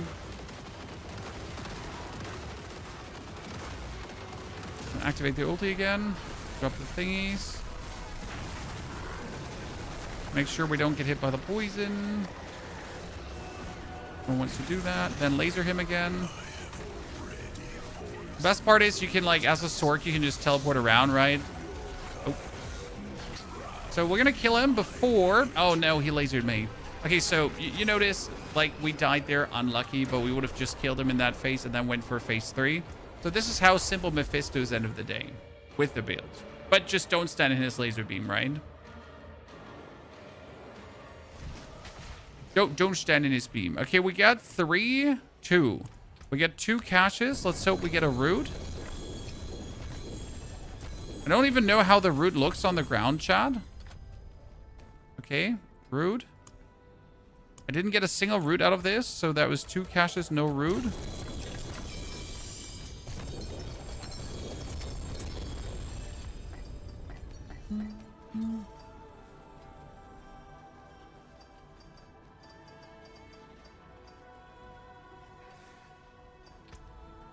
Again, no root. Sad face.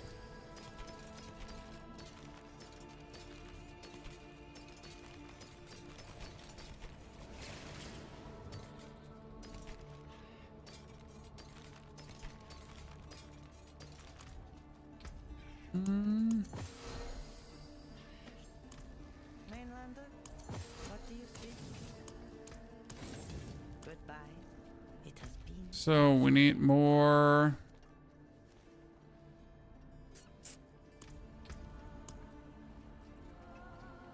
Current fields. More whispers. I need roots.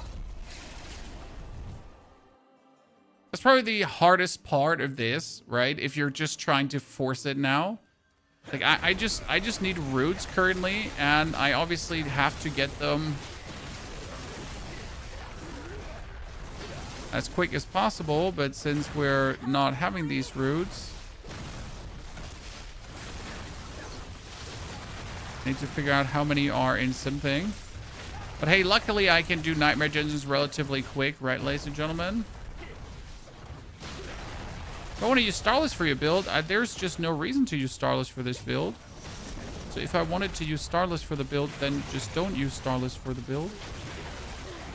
Because there's generally no reason to. Could argue that Starless would even make the build worse.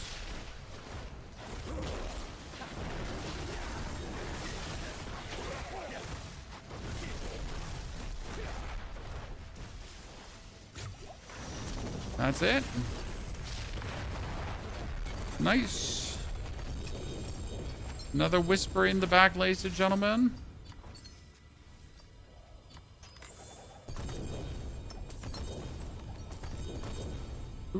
Oh, my inventory is full. Who would have guessed? Might get a good pair of pants down the line, hopefully.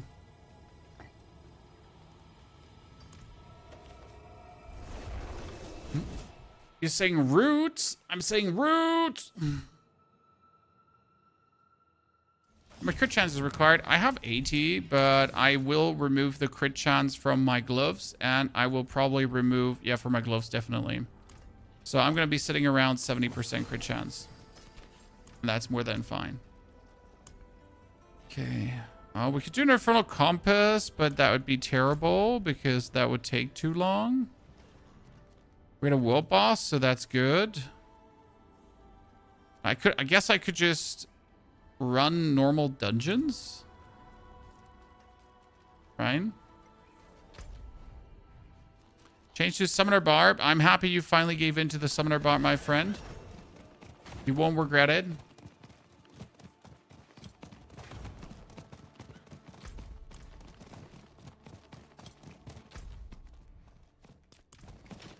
Such an intense fun to play. I think someone's trying to get the cow level there.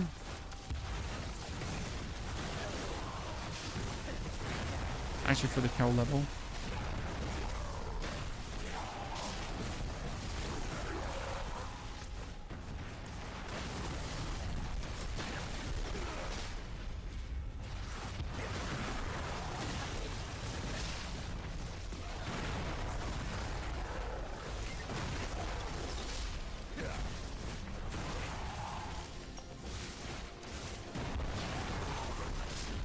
Okay, whisper done. More roots. My face hurts from rolling the keyboard. Yeah, the ancient barb I recommend to play with controller, to be honest. Okay, roots can appear from any whisper cache, right? Sometimes contain roots. Yeah.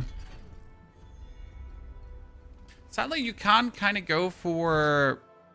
Like, there's no cache of roots. Do you have cooldown on gear? I think 2 pieces with cooldown reduction. I mean, this one has cooldown reduction. We get cooldown reduction temper and the cooldown reduction temper. However, I can actually remove the cooldown reduction tempers. I really don't require them for what we're doing here. Okay. I mean, they're nice to have, don't get me wrong, but I really do not actually require them.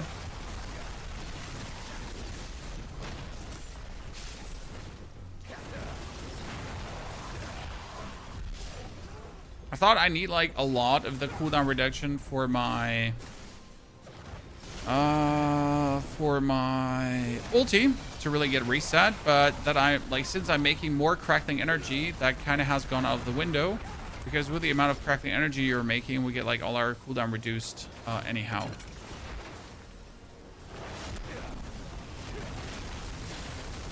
Right. Okay, again, 3 done. The fast as fuck, boys. Is there no like boss that's currently a whisper that would be so useful?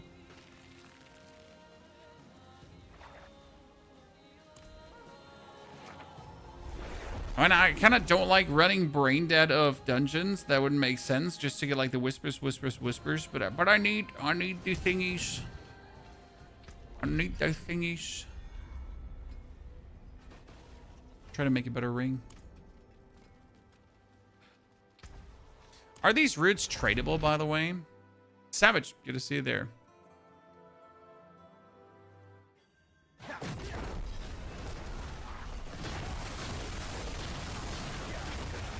I don't think these roots are tradable, right?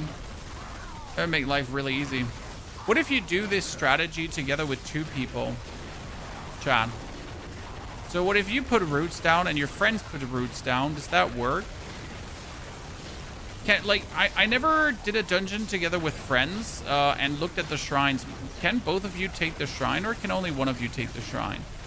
Would that mean if both of you take the shrine that twice the amount of monsters respawn? Chad?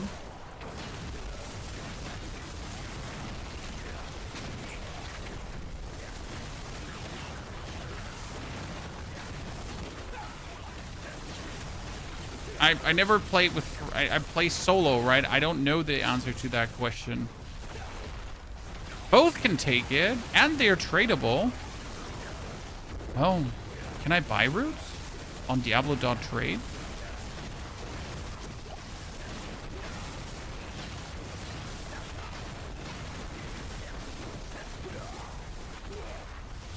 Everyone can click it. So what you're saying is that we should get a friend with us. That's also going to respawn every... Okay, we need to try this out, chat, with one fellow Torment 12 player in a second. Let's give you some you want. Well, not the point. Like, I appreciate that you want to give me some, because that's amazing. However, I also need to check the Diablo.trade regardless. Because it's just about, like, knowing if it's possible to get them on trade. That makes sense. So I can tell people that it's possible to get them on trade.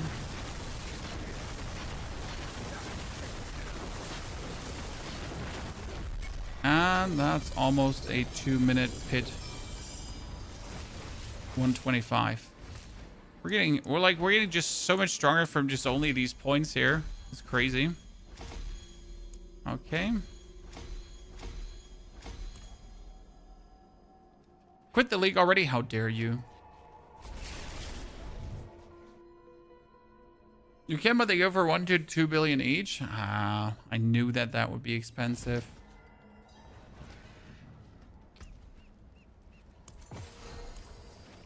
Okay, what is the root? Corrupted roots. Let's see. Yeah, 1.5 billion, 2 billion, 1.8 billion, 2 billion, 2 billion, 1.9. Wow. The Chinese. The Chinese figured it out before us already. You know? They knew these roots are going to be expensive. I get a corrupted root, finally. So we got one, ladies and gentlemen.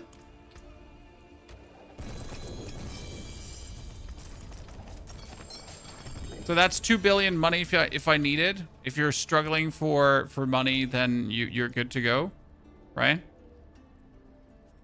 So that's just 2 billion in the bank. Easy squeezy lemon peasy. Who wouldn't just want to have 2 billion in the bank? No. I want roots. Roots. What's the root do? It is able to do an insane farming strategy. Where you just respawn things like crazy.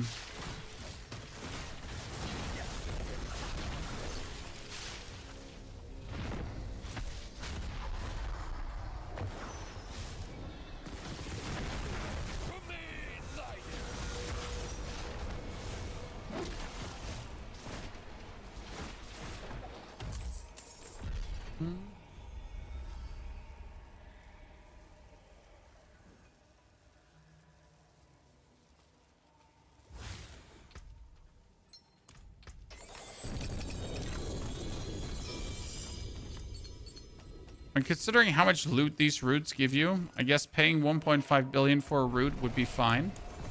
When you think about it. The Undercity with the timer, don't do them in a too high difficulty if you can't. Preferable do them with a friend. That's the best advice I can give you, KO. You just don't want to do them alone if you can avoid it. Okay, corrupted roots. No corrupted roots.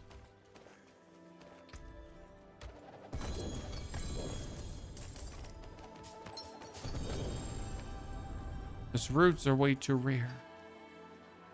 Are you going to update your war plans? I will make a video that explains the difference in what we're doing here right now. So no worries. This will definitely have a video. That's why I'm trying to get some more roots right now so I can actually make said video, my friend. So we're trying to get them, and we're trying also to check how rare they are. So like the purpose of today's stream is like twofold. Like I want to obviously know like how easy can we get said roots to then be able to properly convey that to the people, right?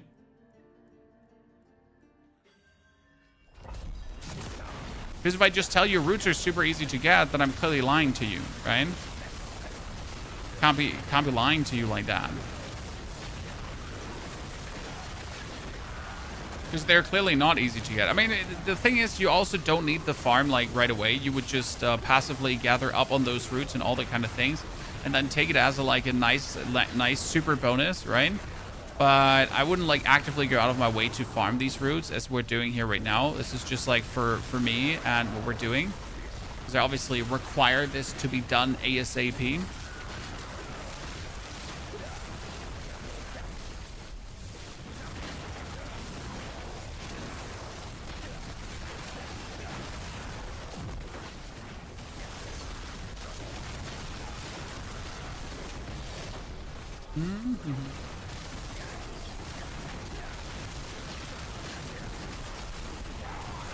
We're gonna get like a few more whispers, and then we can. I mean, the fun part is that it's already like crazy efficient to do with one single root, which makes it like the more interesting the more roots you get, right? And if one root is already so good, like how good are then multiple of said roots?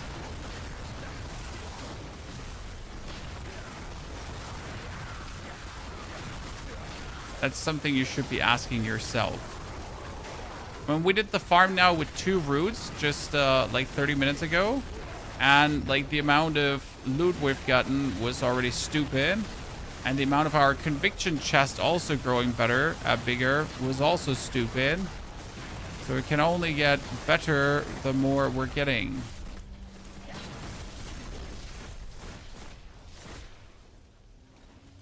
Are the bubbles below you buffs? No, the bubbles below me are crackling energy. Crackling energy is being picked up, and the more crackling energy I pick up, left side, the more damage I'll deal, because each crackling energy is bonus damage. So my goal is to pick up as much crackling energy as possible, because the more, again, I pick up, the more damage I deal, and then that crackling energy is just being shotgunned out of me with my unique amulet. And then I can just absolutely devastate these opponents here.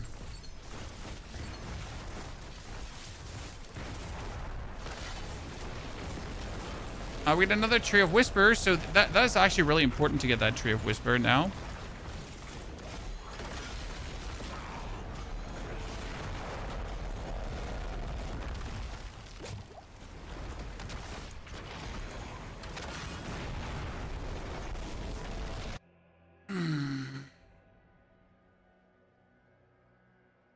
That's a class thing, yes. So that Tree of Whisper allows me for Whisper ambushes to get me a collection of chaos.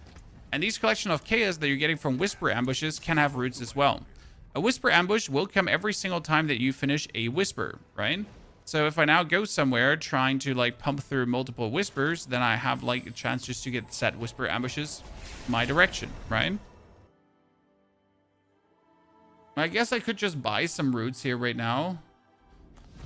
And then just produce some more money. Stranger.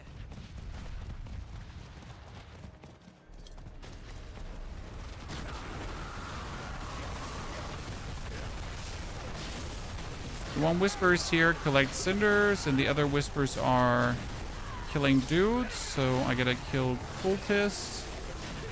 Problem is finding cultists in this area because they're kind of like everywhere. But the more I slay, the more Whisper ambushes we get, the better it is. I'd say let's just jump around, find the cultists that are to find. Get the cinders collected.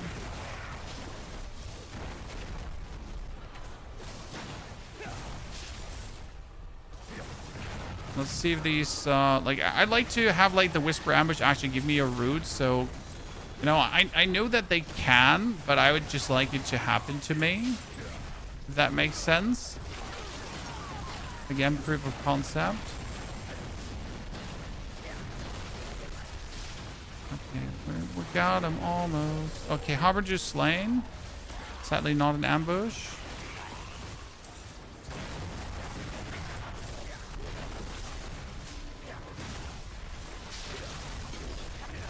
Is the amulet the only way to spend crackling energy? No, no, no. Crackling energy always spends itself. You don't need the amulet for it. However, the amulet increases the amount of crackling energy that's being spent in accordance with your attack speed. So the more attack speed I have, the faster the crackling energy shoots out, and the more I can collect crackling energy because I'm not filled up to the max. And then I can shoot out more, and then I can collect more, and then I can shoot out more, and then I can collect more, and then it goes like vice versa, ping pong, further, further, further. And that is very important. Okay, next Whisper done, but no Whisper ambush. Robbery.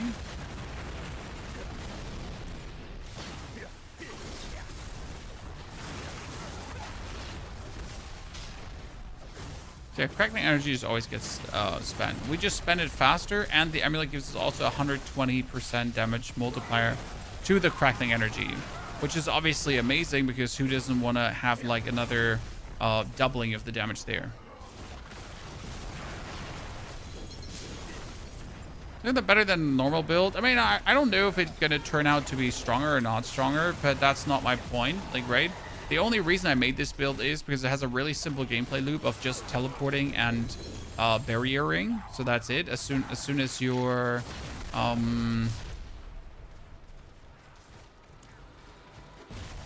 as soon as your crackling energy is up, your ulti is up, you can just go around. You like, I technically don't even have to cast the skill anymore. See, I can just teleport, then barrier in between, and then just teleport, and that's enough. I don't need to do more. Like, there's no need to like spam the other keys if you don't want to. Obviously, the more of the keys you use, the more damage you'll deal. But it's not like actually required to do that. Right? You could also just quick teleport around and be happy about it.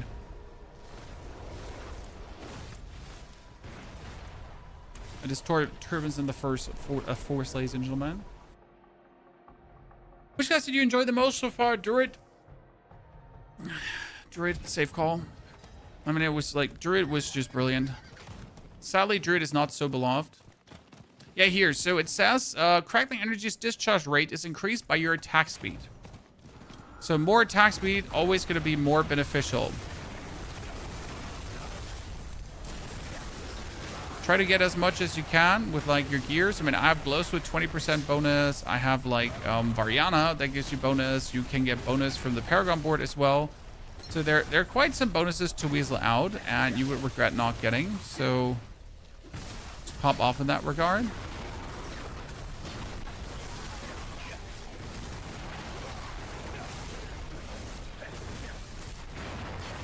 I'd like to get invaded. Could we please get like a nice little house invasion here, ladies and gentlemen?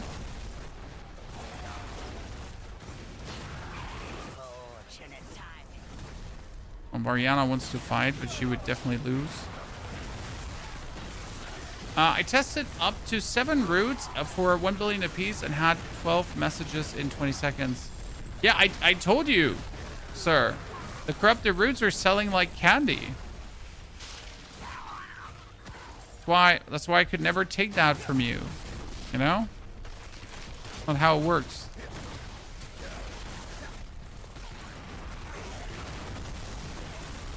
The updated game is fairly easy. Diablo has always been fairly easy. That has nothing to do with the updated game. I mean, Diablo is not a hard game. Diablo is a very, very simple game. A very, very casual game as well.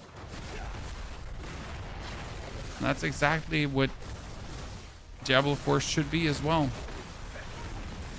If you want tryhard, you got Diablo 2, right? For the people that are looking for that tryhard thrill. I'm very content with that not tier being the tryhard thrill. Okay, I got invaded, which is actually a problem because I didn't want to get invaded at this point, since the invasion that we're actually get going on here right now is not beneficial for what we're doing. What is a root? You're looking for this here. The corrupted roots that you only get if you choose the right thing in the war plan.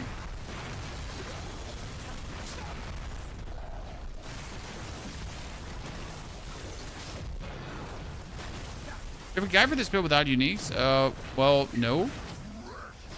No, to be honest, no.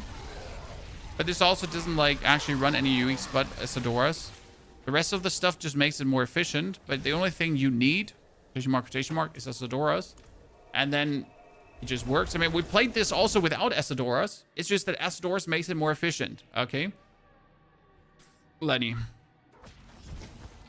The mythics are also just like Godslayer Crown, and you can choose a two-handed weapon, for example.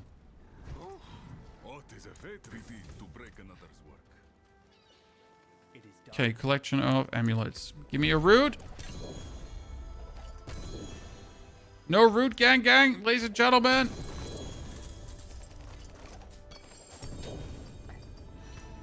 Root lives matter.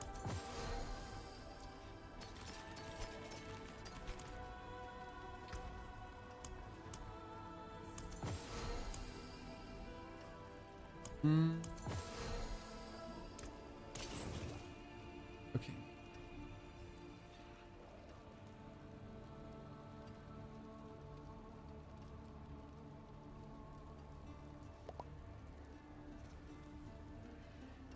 Okay, let's see. Find your way back. That we can do this now. Oh, where's the next whisper? I mean, we still have our Echoing Hatred that we can do, so I can't wait for that, actually. To blast through some Echoing Hatred. There's the World Boss still waiting for me. We should always check if you're Nightmare Dungeons. Vile Splendor, Equipment Delve, Material Reserve. Global Reserve. Again, we're only keeping the ones that have...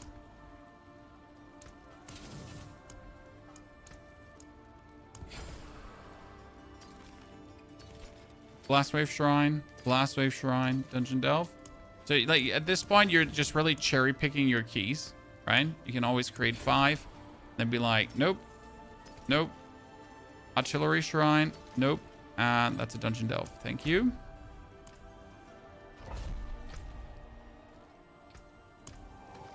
What do you recommend for getting gem strength in weapons? Heard about mass transfiguring of legendary weapons, then you masterwork after. Yes, I mean, considering that... How do I say this now?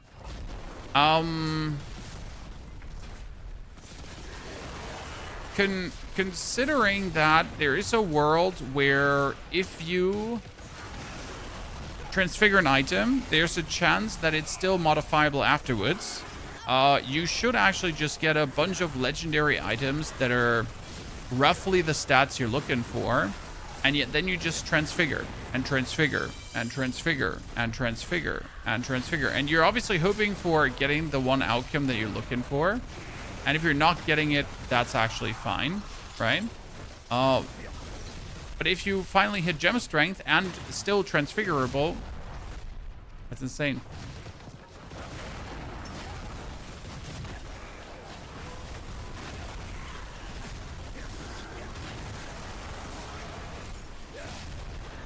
So,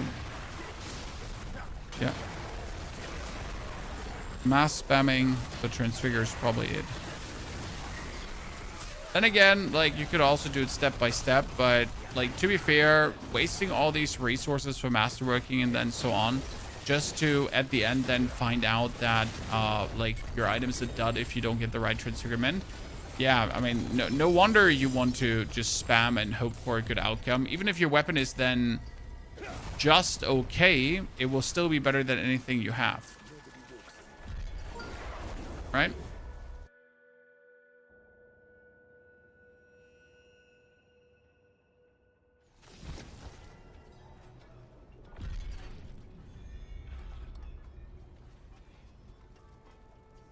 Okay, Mr.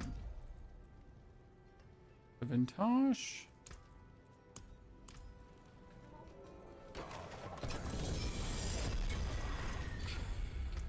Oh.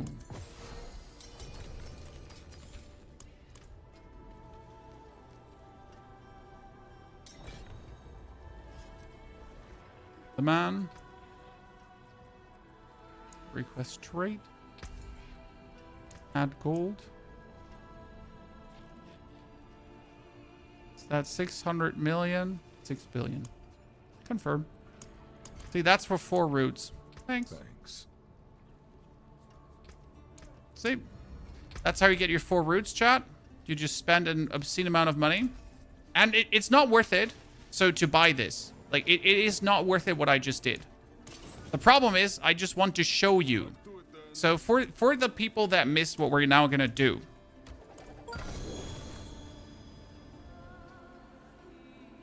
We're now going to do some illegal farm. So we got it set. We got it set. We can get ambushed by the butcher. Okay, so we're going to do 2 roots for this one again.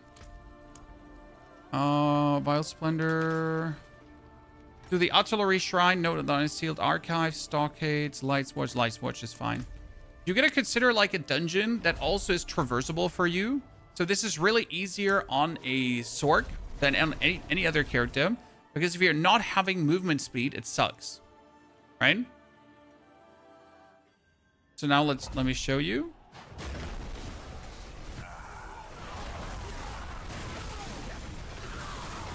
We're going to look for the shrines. So I'm going to clear this out.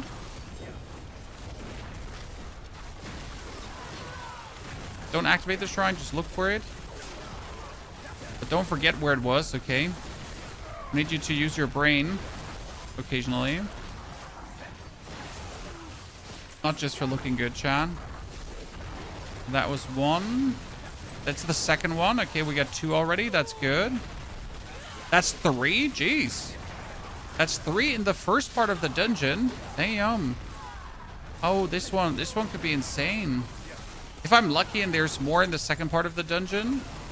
Okay, that's 3 already, chat. Oh.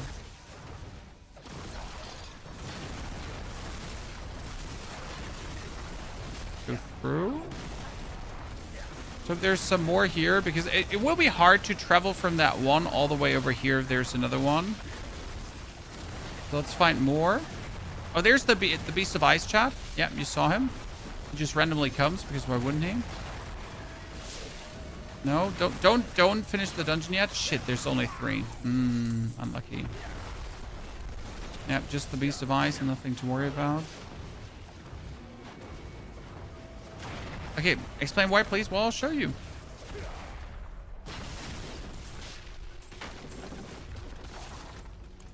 So we're gonna now travel all the way back. So we got 1, 2, 3, if you remember correctly. So, oh, the butcher. Oh, actually, come. These are the 2 butchers that ambushed me. Perfect. I could actually mass respawn them if I wanted to, but we're just gonna kill them now because they give me a mine cage.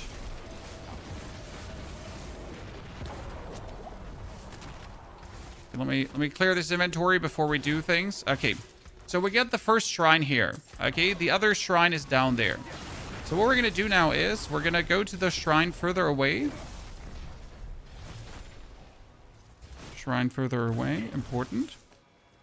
Then we're going to plonk down a root. Okay, we're going to plonk down 1 root. That's 1 root plonked down, guys. Then we teleport out because there's a cooldown. You can't plonk down the other root right away. Which has you now teleport out. Clear your inventory. You know where to find me. Then we're going to go back in. And we're going to plonk down another root. Okay, so root number 2 is being plonked down. So what we're now going to do is we're going to activate the roots and the shrine. First take the shrine, then activate the roots.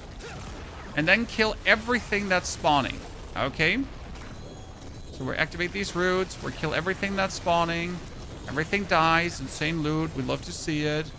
So all of this is dead. The more of these thingies you have, the better it is. And now you're going to go with the shrine buff to the next shrine. Okay. So we're now going to wait for this to run out.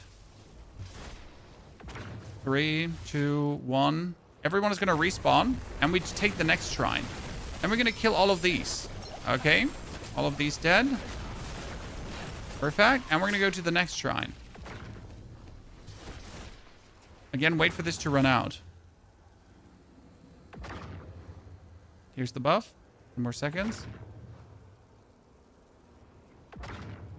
Chili Mamili.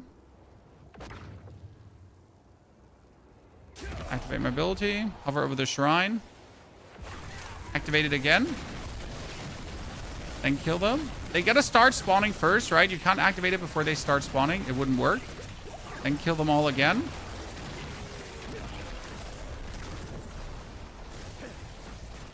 Now you can stay around here and just wait for the buff to run out another time. Because what's gonna happen when the buff runs out another time, Chad?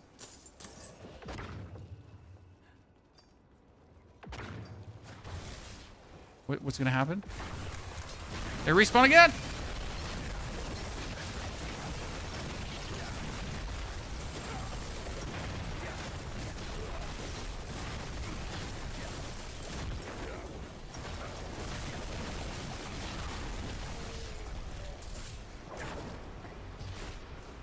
Perfection. As you should have trapped the butchers. I could have trapped the butchers and that would have been absolutely fine, my friend. I choose to not trap them because I just wanted to explain it to you. So optimally, yes, I would have trapped the 2 butchers. Optimally, I would have done that, right? I would have teleported around until they fight me. And now the best part is, look at this. I have 125 convictions. So what does the 125 conviction mean? Well, per conviction, I do actually get better loot from things. So I will now go to the boss, and at the end of the boss fight, there will be a conviction chest dropping. That's actually quite significant juice now. Therefore, on top of all that loot we have been getting anyways, I'm now going to go for this man.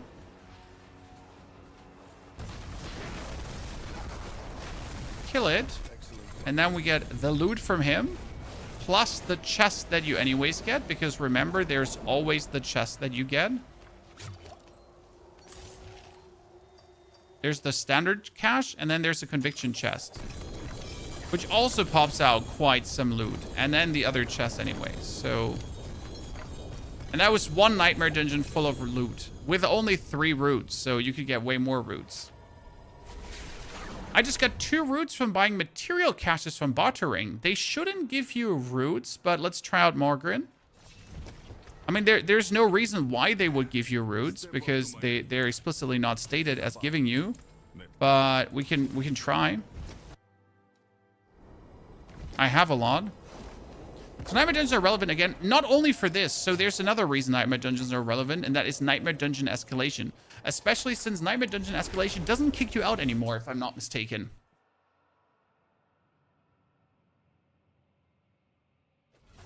Bacon, this is on top of running escalation. So this is something you would do whenever you have enough roots.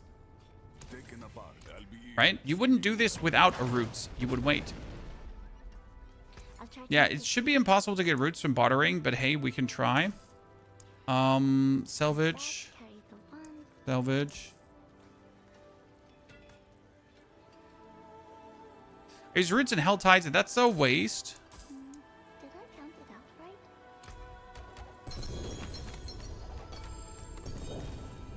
No roots.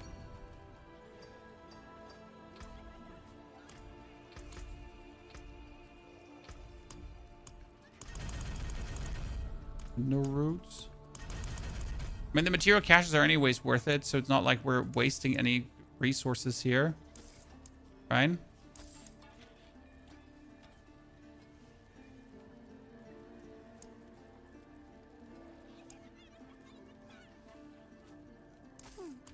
I like seeing what Papa's friends can. Or if you meant like a normal material cache from the Tree of Whisper, that one can give it to you, yes. But not from bartering. Why waste? Well, so the idea is with the roots in the Nightmare Dungeon, you can repeat them, Bacon. Okay? You can repeat them and repeat them and repeat them and repeat them and repeat them and repeat them. That's the basic idea behind it. That's why you're doing it. So if I spawn X mobs, then I can do them again and again and again and again and again and again.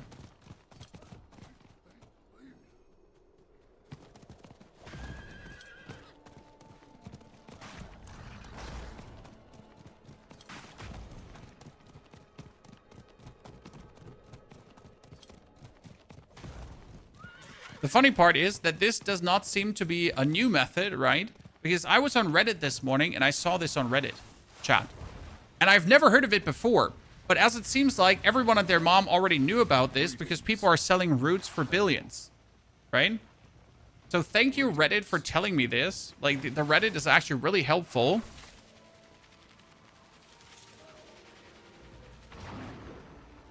But yeah, I'm in love. This is so stupid.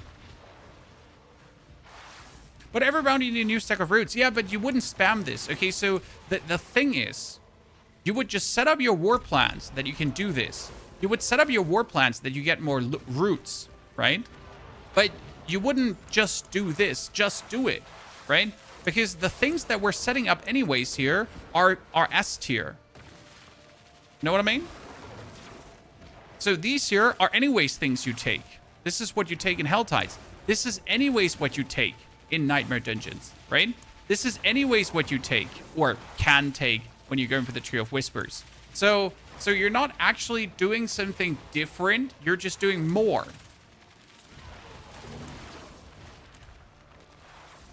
Does that make sense to you?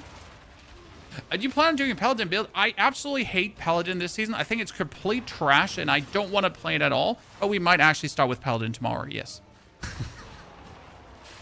Because, how do I say this now? End of the day, it might be trash, but another man's trash gotta still be turned into some fun somehow. I'll be quickly right back.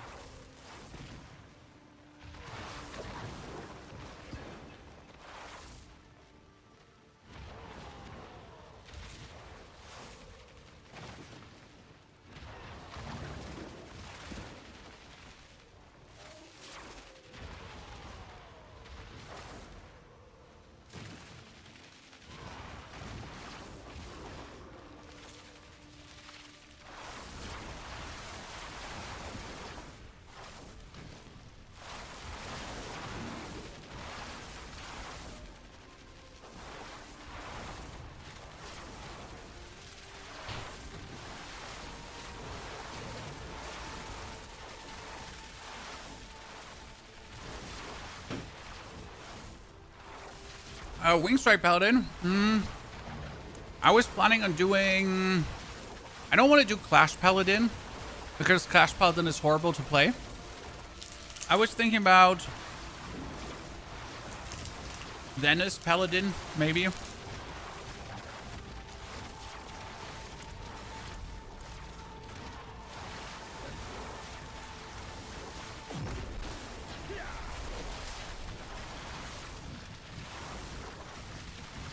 Necro builds are amazing, thank you, sir. But all my builds are amazing. Not just the Necro builds. Well, hello there, Avarice. And good night, Avarice. We'll never get him stunned, Chan. We're gonna die beforehand. Oh, I'm gonna get an ambush.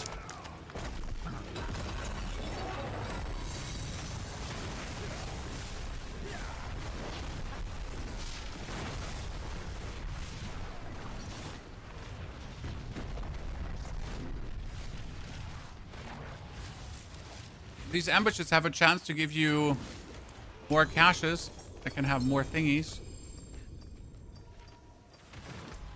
Get another Whisper. Let's try to get more roots. Spiritborn worse than Paladin? Nope.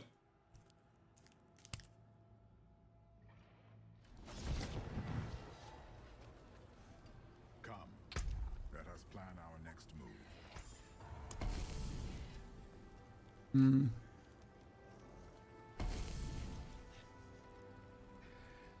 I like that. It is done. Okay, collection of rings. Collection of chaos. Corrupted root, ladies and gentlemen. I wonder if the gift of the tree can also have a root in there. I was never lucky so far, but I have, you know, I humbly question myself. So, to break it down, ladies and gentlemen.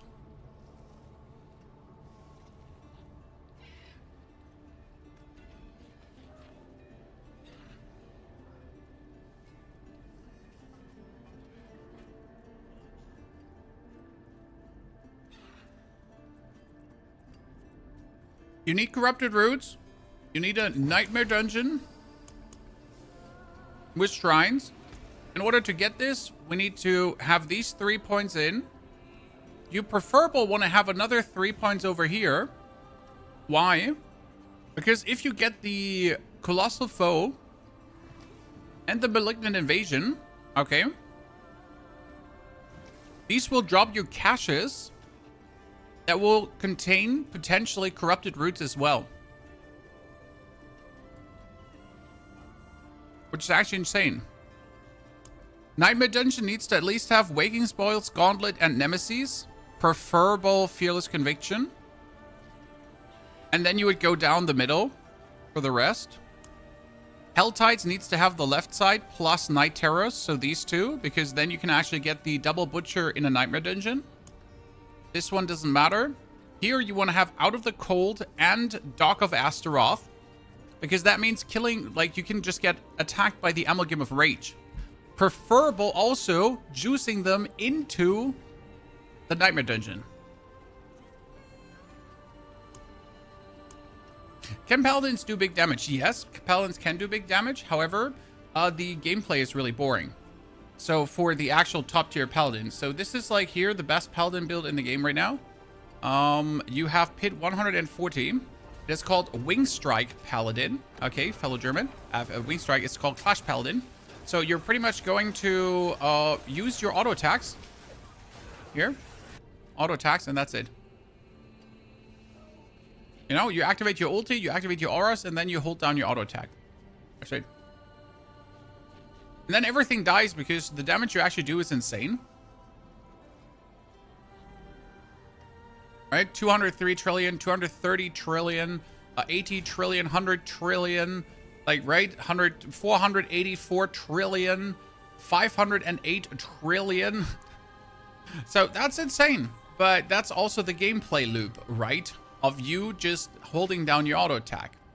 Now, the problem with that is, like, obviously super boring for any kind of gameplay in the open.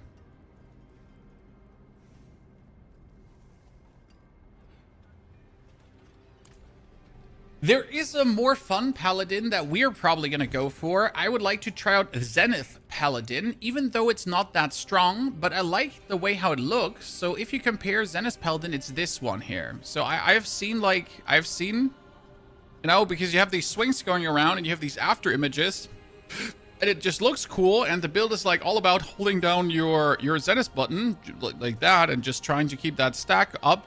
Like, I think you have like a 25 stack here that you're trying to keep up. And then you could like splice some movement abilities into this if you wanted to just like be a bit more on the route, on the road. But the thing is that you're at least going for some funny area stuff, because if you do this here in the Infernal Hordes, or if you do this in the Hell Tides, I can imagine this to be fun, right? Whereas if you're...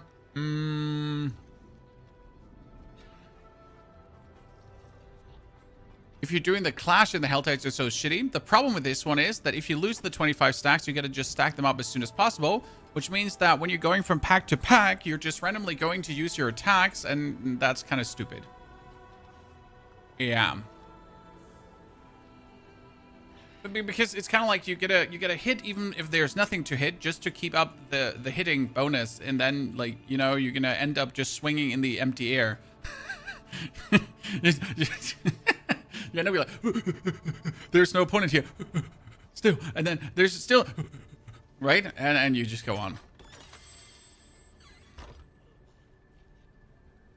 Can you soul trap goblins in dungeons? Yes, you can still soul trap goblins in dungeons. That one hasn't changed. So you can still go for the whole thingy in the Nightmare Dungeon with also the Goblin Fall and the Horadric Hunter, and then getting yourself the Treasure Goblins, and then killing Treasure Goblins, and then spawning them again with the Gauntlet, right? And then going for multiple shrines, and then you can still do that. Did Paladin get a big nerf or insane nerf? Yes, Paladin got kicked in the nuts, and then kicked in the nuts again, and then kicked in the nuts another time, Bruno. But they kicked it in the nuts a little bit too much, to the point where it's actually like lost any kind of fun. Because if you're so far behind everyone else, why even bother playing, right? I mean, sorry. Last time I checked, I was trying to have a good time and not trying to get kicked in the nuts. Unless that is how you're trying to have a good time, but that's on you, right? I'm not your caretaker. So if that's what makes you happy, then pop off, son. You do you.